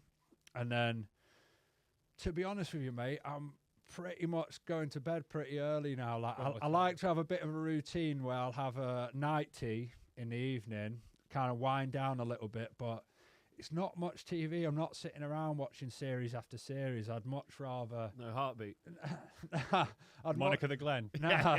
None of that, mate. I'm much more like, I'd rather just get to bed. Do you know what I mean? So then I'm fresh in the morning. Do you know, but again, but just hearing him say that, like, if we go back to where you were in Berlin, smoking all that weed, watching Dickinson's Real Deal. That's do you know what I mean. Like, I was watching daytime TV all day, staying up all night, waking up at midday, and then wondering why I felt like shit. That is a routine, though. That was just that was your habits. Yeah, that's what I mean. Yeah. And that's what I mean. This is why sometimes it's like, and you could have told me that was wrong at the time, and I would have argued till I was blue in the face. No, it's not the weed. It's not this. I'm just not a morning person. When really, like, when I dropped all my ego and was like, right, let's maybe give, you know, all these people saying that this sort of routine has helped them, you know, they can't all be bullshitting. I think it's about trying these things out for yourself before you actually turn your back up at it and say it doesn't work for me. Because for me, getting up at 5 a.m., it might sound stupid, but it's like massively changed my life. Like, I don't know, there's this like sense of you're up every day. Like I don't even set an alarm now. I don't set an alarm ever, and I never sleep in. Even on the weekend, like even if I'm up a bit late, I'm still not lying in bed all day. You know? And I think a good question there is like what are the difference in feelings from back in the day, the old routine, to now? Do you know what I mean? For someone listening thinking, well, I don't want to get up at 5. Yeah. It's like. Well, let me tell you now. No anxiety. That's for sure. No anxiety. Yeah. Energy levels sustained throughout the day. I'm not dragging my arse. Do you know what I mean? Yeah. And for me as well, somebody that was very stubborn. If you ask me to do something now, as before, I might say, "Well, I'm not doing that." Oh, you haven't. Like now, I'm much more calmer about a situation. Do you know what I mean? I can evaluate a situation, much more focused. Like, just like the anxiety thing, man. You don't understand how. But like, I used to overthink absolutely everything. Now I won't overthink anything. I'll just approach the situation. And I think that going to bed earlier is a big thing, and not eating too close to bedtime. That for me, somebody who tracks their stats from heart rate and things like that, I can see the stat. I'm a data guy. Do you know what I mean? If I've got the data and it's telling me, I can't argue with it. If I eat shit late in the evening and my heart rate's 10 beats per minute higher the next day, and my stress levels when I'm sleeping is like this, but then if I don't eat 3 hours before I've had a good sustained diet, my resting heartbeat is lower, and I have no stress and I have a perfect sleep. Obviously, there's a correlation between shit food eating late and having not enough sleep than just not eating in the evening, which is easy if you don't binge watch TV, and just going to bed a bit earlier. I'm so glad you brought the 5 a.m. thing up, because you see like skit videos on social media where they're going, "Oh, what time did you get up?" "Oh, I got up at 5 o'clock this morning." People take the piss out of it, but try it. But like, it has. I don't think it's an overstatement to say it's changed your life, because I'm going to be the cliche.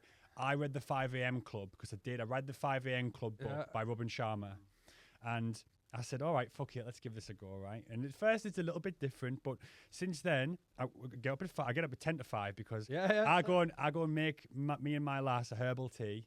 Go up, we sit in bed, we meditate, we do our affirmations, we read for half an hour. I get in the plunge pool, which is fucking awful. I don't want to do it. But when I've done that, then gone for a run, and I come back, I've done like meditation, affirmations. Before the day's even started. I've won at 7:30. The day is won. And that comes back to the anxiety. I've got no anxiety because I've done all the hard shit. The hard shit's done. That's the day's won. So exactly. So if you were gonna had to get your cardio in or whatever, and you left it to the evening, then you've had your whole day at work, and then you're like, "Oh, I've got to do cardio. I've got to get this. I've got to do that." That's anxiety. That's what I mean. It's even like, say, like I have food prep to do. I know that I can do that in that space in between. Like if I'm up at 5, I can do that in that space between getting ready and my first block of work. I have time to like put some food. Do you know what I mean? There's time there where stuff can be done that you don't want to do later in the day.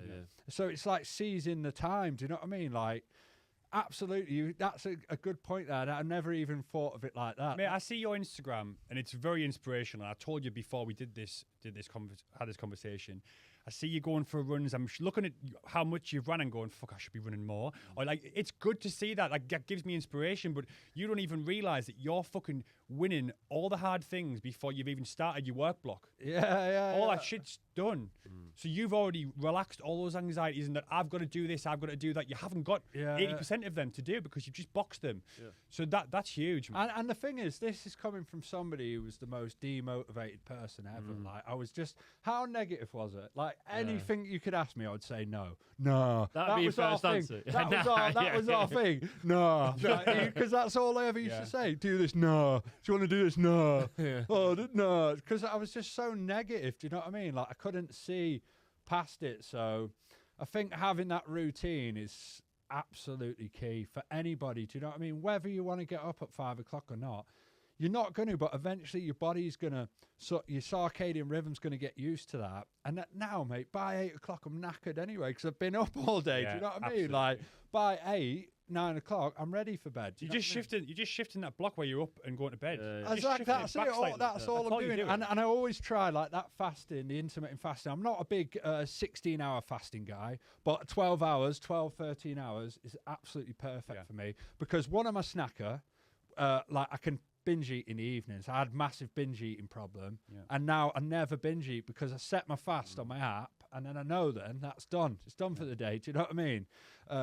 So having that sort of time in the evening with no food in your system, you're not digesting food, so you have a very relaxed sleep. So when you wake up, you're rested. So at 5, you're kind of ready to go. Do you know what I mean? It's all systems go again, like fire up the cylinders. And there is going to be days when you really can't be arsed, but you still just have to get it done. Do you know what I mean? Yeah. So, going back then, is there anything, this is for both of you, is there anything you would have wished you'd done differently in your music career? Well, I'll let you answer As the this, Willis 'cause brothers. For me, the thing is, it's a tough question because, like, That's why I asked it. yeah.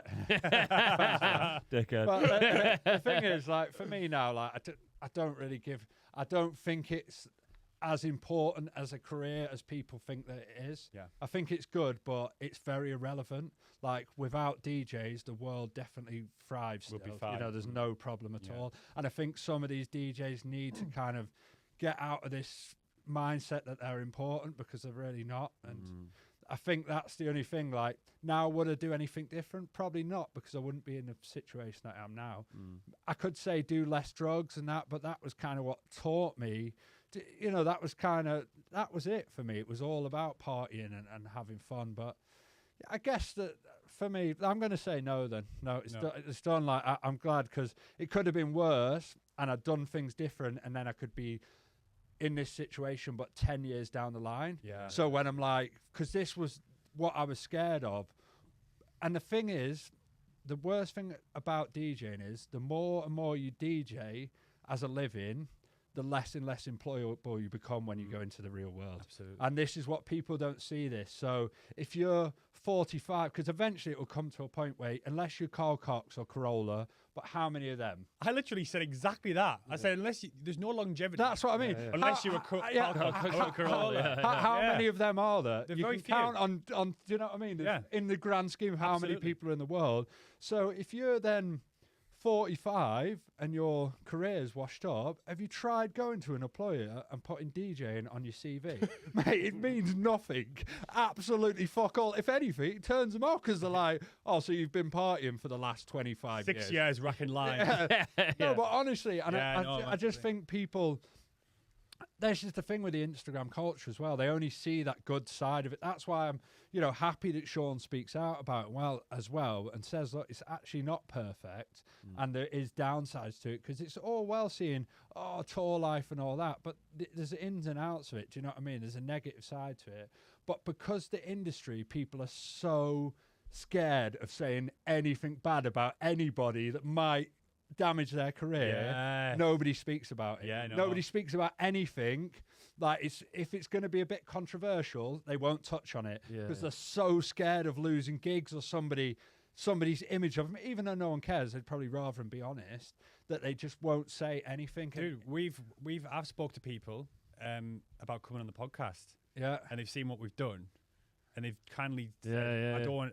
I don't think we should talk. I don't want to come on. I don't think I should talk about these topics, Yeah. because they're worried what people will think. Yeah, yeah. Back to what we were saying before. No one gives a fuck. Yeah. Just No one gives a but fuck. that's what I mean. But I think, and then for a younger generation come up, it gives this sort of like false, like pretense. It's like, oh yeah, it's all perfect, and if I'm a DJ, when it really isn't like that. No. Do you know what I Bullshit. mean? It's Yeah, like, I it- absolutely agree. though. it's a bit of a shitty industry with a lot of fucking knobheads that Yeah. will just. But there are some nice guys, yeah. No, saying- I'm going to turn it the other way around. no, The majority no, are pretty sound. I'm not saying like on a whole, but then there is still that side of it. Yeah, It's yeah, of That course. there's like It's very dog eat dog, isn't it? Do you know what I mean? which is understandable. It's like any industry, really, isn't it? But it's Yeah. just It's not a team sport. Nah, it's not. Like nah. you're working for you, right? Yeah, yeah, And yeah. you're looking to feed your manager, who's feeding the agent. Like Yeah. you're the brand. Yeah. So it's like tennis. It's like Yeah. you're the player. Yeah, You're the know what I yeah. mean. You're the career. So it's like you're working for a company. So the ego. It's like people who are addicted to food, right? Who are struggling with their weight.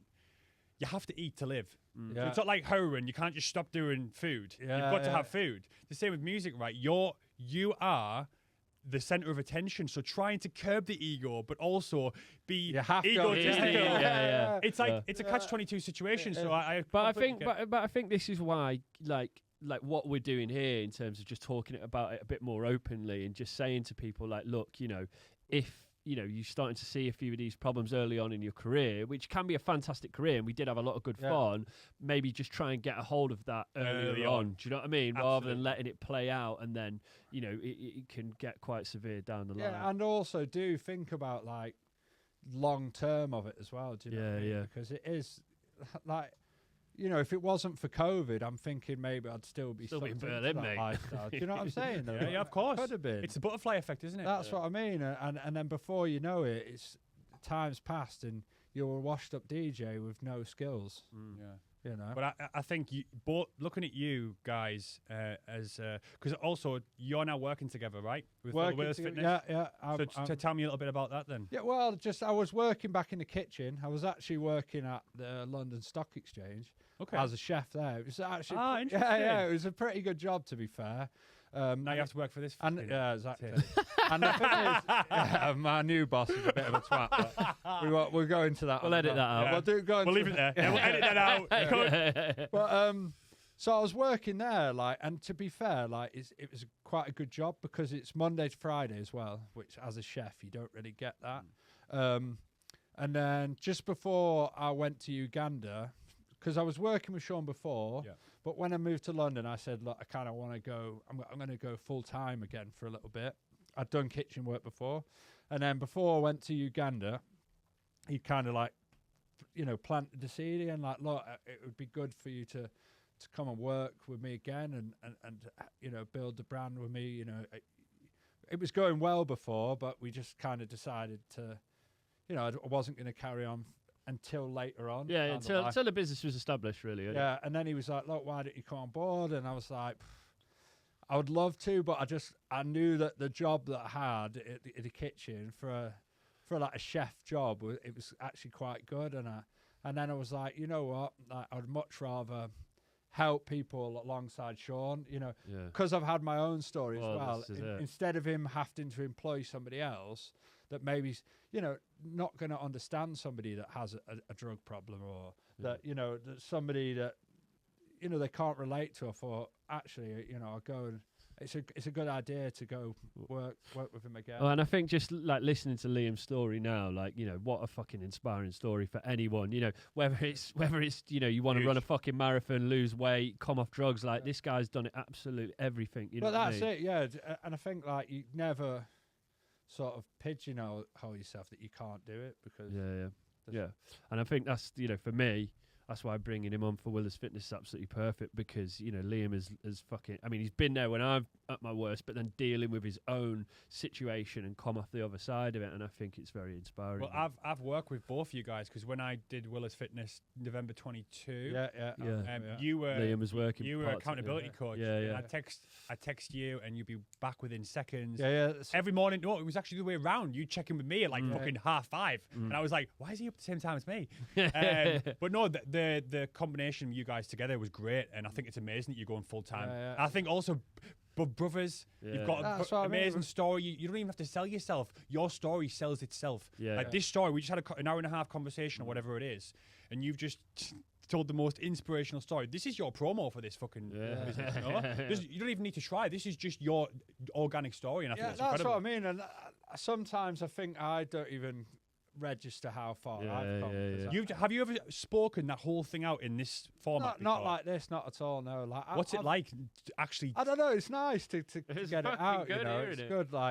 Obviously, it's been a long journey. Like Sean, he's has his company and he's still kind of involved in the scene. He does the podcast, so a lot of people know his story, but a lot of people don't know my story. But I've always been there in the background, all these stories he's telling about the drug times and that, I was also picking up the pieces for this. Do you know what I mean? It was pretty intense at points, massively, especially in the studio and that, when he'd be like, I'm going to make some tunes, and I'd be like, yeah, how'd you get on? Yeah, I didn't get any done. I was like, and there was a turning point as well at my house. He was living on the floor when at COVID, just when it was still bad, and he was like, oh, I can't pay rent. So I was like, I'll pay the rent. And I come back one day and I knew he was messed up, and I was like, look, you best just leave before I get back. And I got back and there was, them JD and Coke cans. mate, I counted, there was like 15 in the bin and I think like 10 in the sink, and I was like, fuck, man, like it's then I knew that it was a fucking bad problem. I was like, look, there's, there's got to be an end to it. But Look where he's at now, though. mates, that's what I said to him. Like I wrote to him a few times on like New Year's and stuff to say like, you've been a massive inspiration to me, and it makes, because I'm not a very driven person. I'm very sort of guy who can. Well, you are. Sorry. Yeah, you are. He's disagreed there. But like, you are now. But still, I'm the sort of guy who can kind of get in my comfort zone and be happy there. As in, Sean's the total opposite. That he's always striving to do more, even when it was gear. Fucking hell, completed that. That's it. So I kind of think, yeah, it's very inspirational for me to see how far he's come. For how bad he was as well, like he was kind of at rock bottom, to turn it round like that. And even when he was starting Willer's Fitness, the amount of work he was putting into it when he was working as a PE teacher as well, and he was working around the clock, working before work, coming home and do it. And I was like, that's kind of what it takes to build something and really, yourself. Yeah, of course. I think. This is my personal opinion, but I think we all need to hit a rock bottom moment in order to have that pivotal change. Yeah, 100%. I don't think you can just be. For me, you can't just be like sort of in a bad place and then just go like ultra fucking running. I feel like a rock bottom moment is a point where you go, I can't do this anymore. Yeah, and I think that needs. So for some people, you need to hit that point.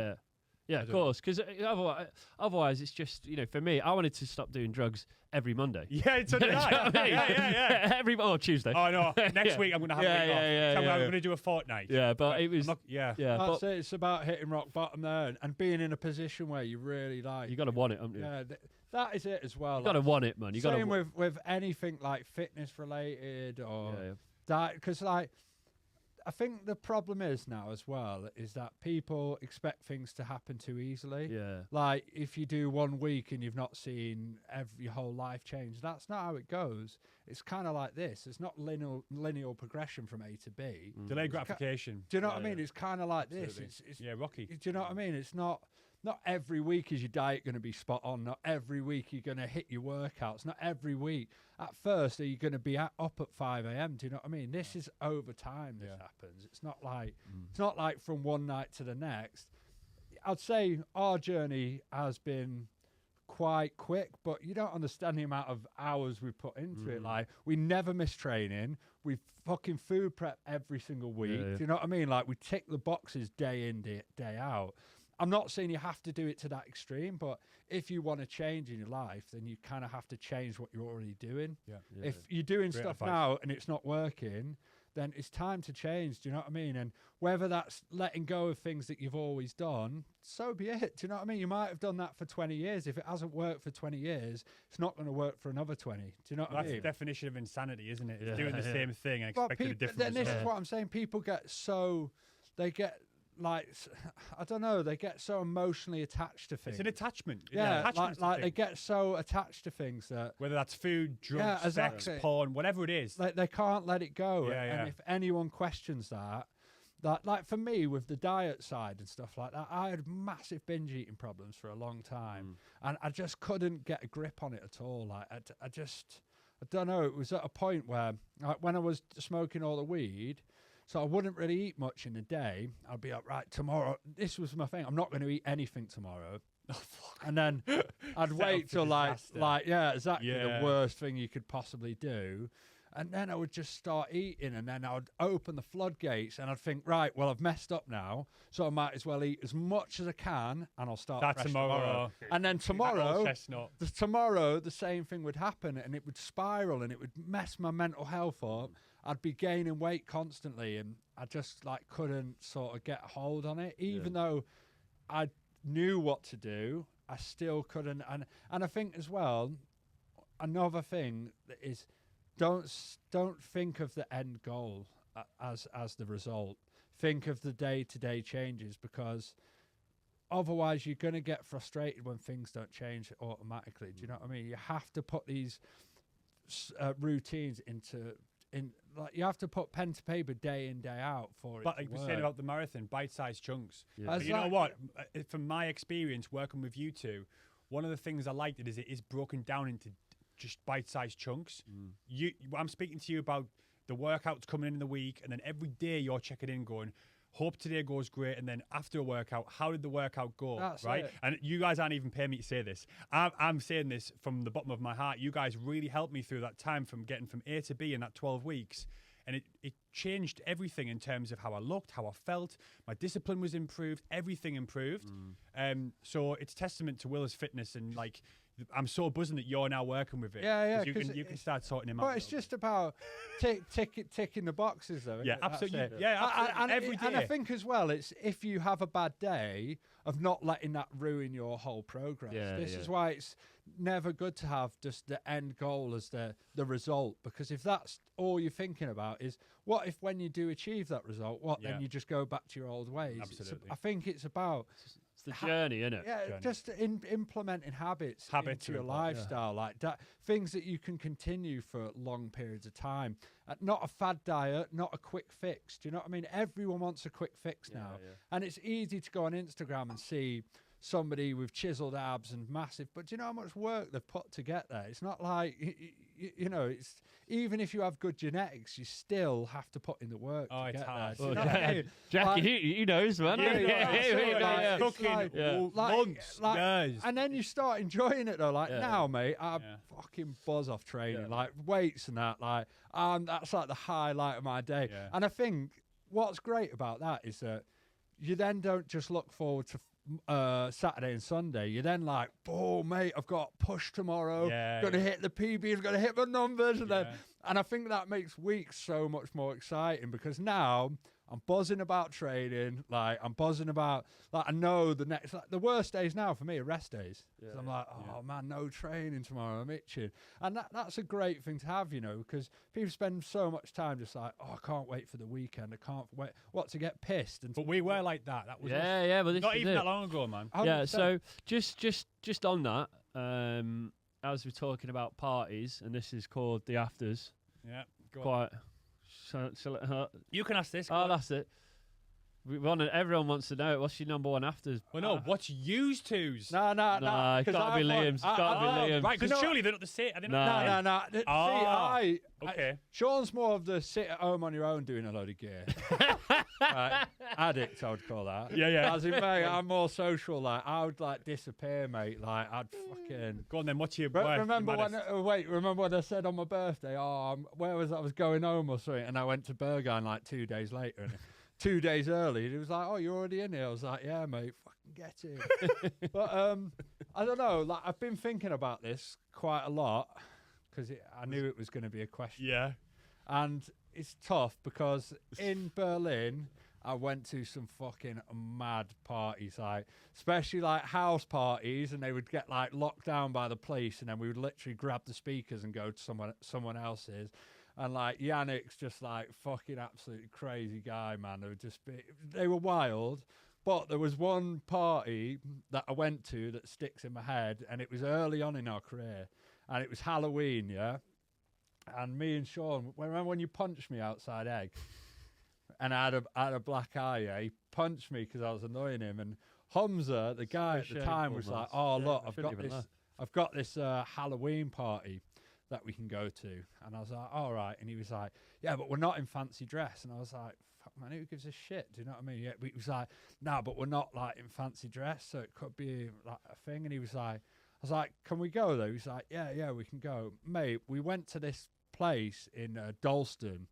Mate, these like electric gates open, mate. We went in and there was this guy like dressed up in like Victorian. He was like, welcome.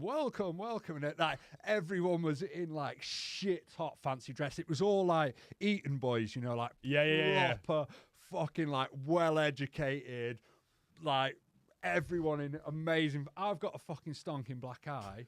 And like you walk through and they were like, "Hi, welcome. What drugs would you like? Ketamine, coca, No. MDMA?" And they just Fuck had like off. mate, it was fucking insane. And I went in the house and there was like a big balcony looking down onto like the dance floor, which was like must have been the living room. Yeah.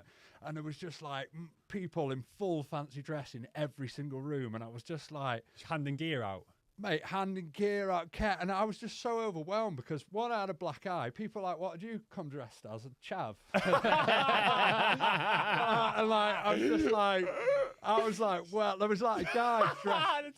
there was a guy dressed as the Mask, yeah, but he was like the full like. It was like the film set, like wherever they got the costumes from, fucking Universal.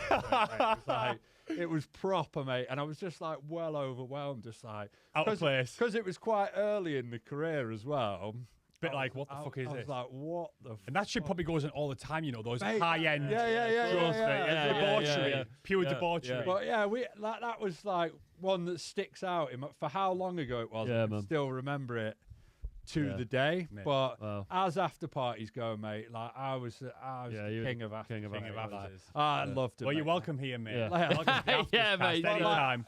Like, yeah, I was like party after party, especially Good. at one point in Berlin, Yeah. like 3 days, 5 days. That was 3 days was like the standard. Standard, yeah. Mate, we could probably sit here another 3 Yeah, hours mate. telling us about Yeah, after mate, stories. What a fucking. Because that's basically the story compressed into. Yeah, that's like, good. Well, I mean, we did an extended one today. We usually do about an hour, but Yeah. we knew, I knew, and you also Yeah, commented yeah. that we knew there was going to be a lot to go over here. I suppose I've only really spoke today. Yeah, no, it was good, bro. And I just Obviously- want to say, firstly, Liam, how proud I am of you, of your journey, and what an inspiration that is for anyone out there listening. And I hope people can take some value from this and know that like anything is fucking possible at the end of the day, innit? I've 100%. taken a Yeah. lot from this, man. Yeah, man. Yeah, So- yeah, like you can change your life. You don't need to kind of, no matter what position. you're Yeah, in, man, absolutely. There's always time to change. you Yeah. know. Well, mate, Right. thank you Thank so you. much for coming on. Ah, And, thanks, guys, for having me. yeah. It's been We'll been a get pleasure, you. We'll get you back again when Yeah, you man. ran fucking ultra or something. Yeah, Yeah, nice well, one, Liam. yeah, like running this year is I'm on a Yeah, sort of yeah. bodybuilding vibe this year, just hitting some big numbers. Well, we'll check in with you in a year and see where you are. yeah. Yeah, right. Fuck knows, yeah. Thanks, Liam. Yeah, Nice thanks one, a lot, bro. guys. Thank you, Cheers. man. Does anybody know where the afters is?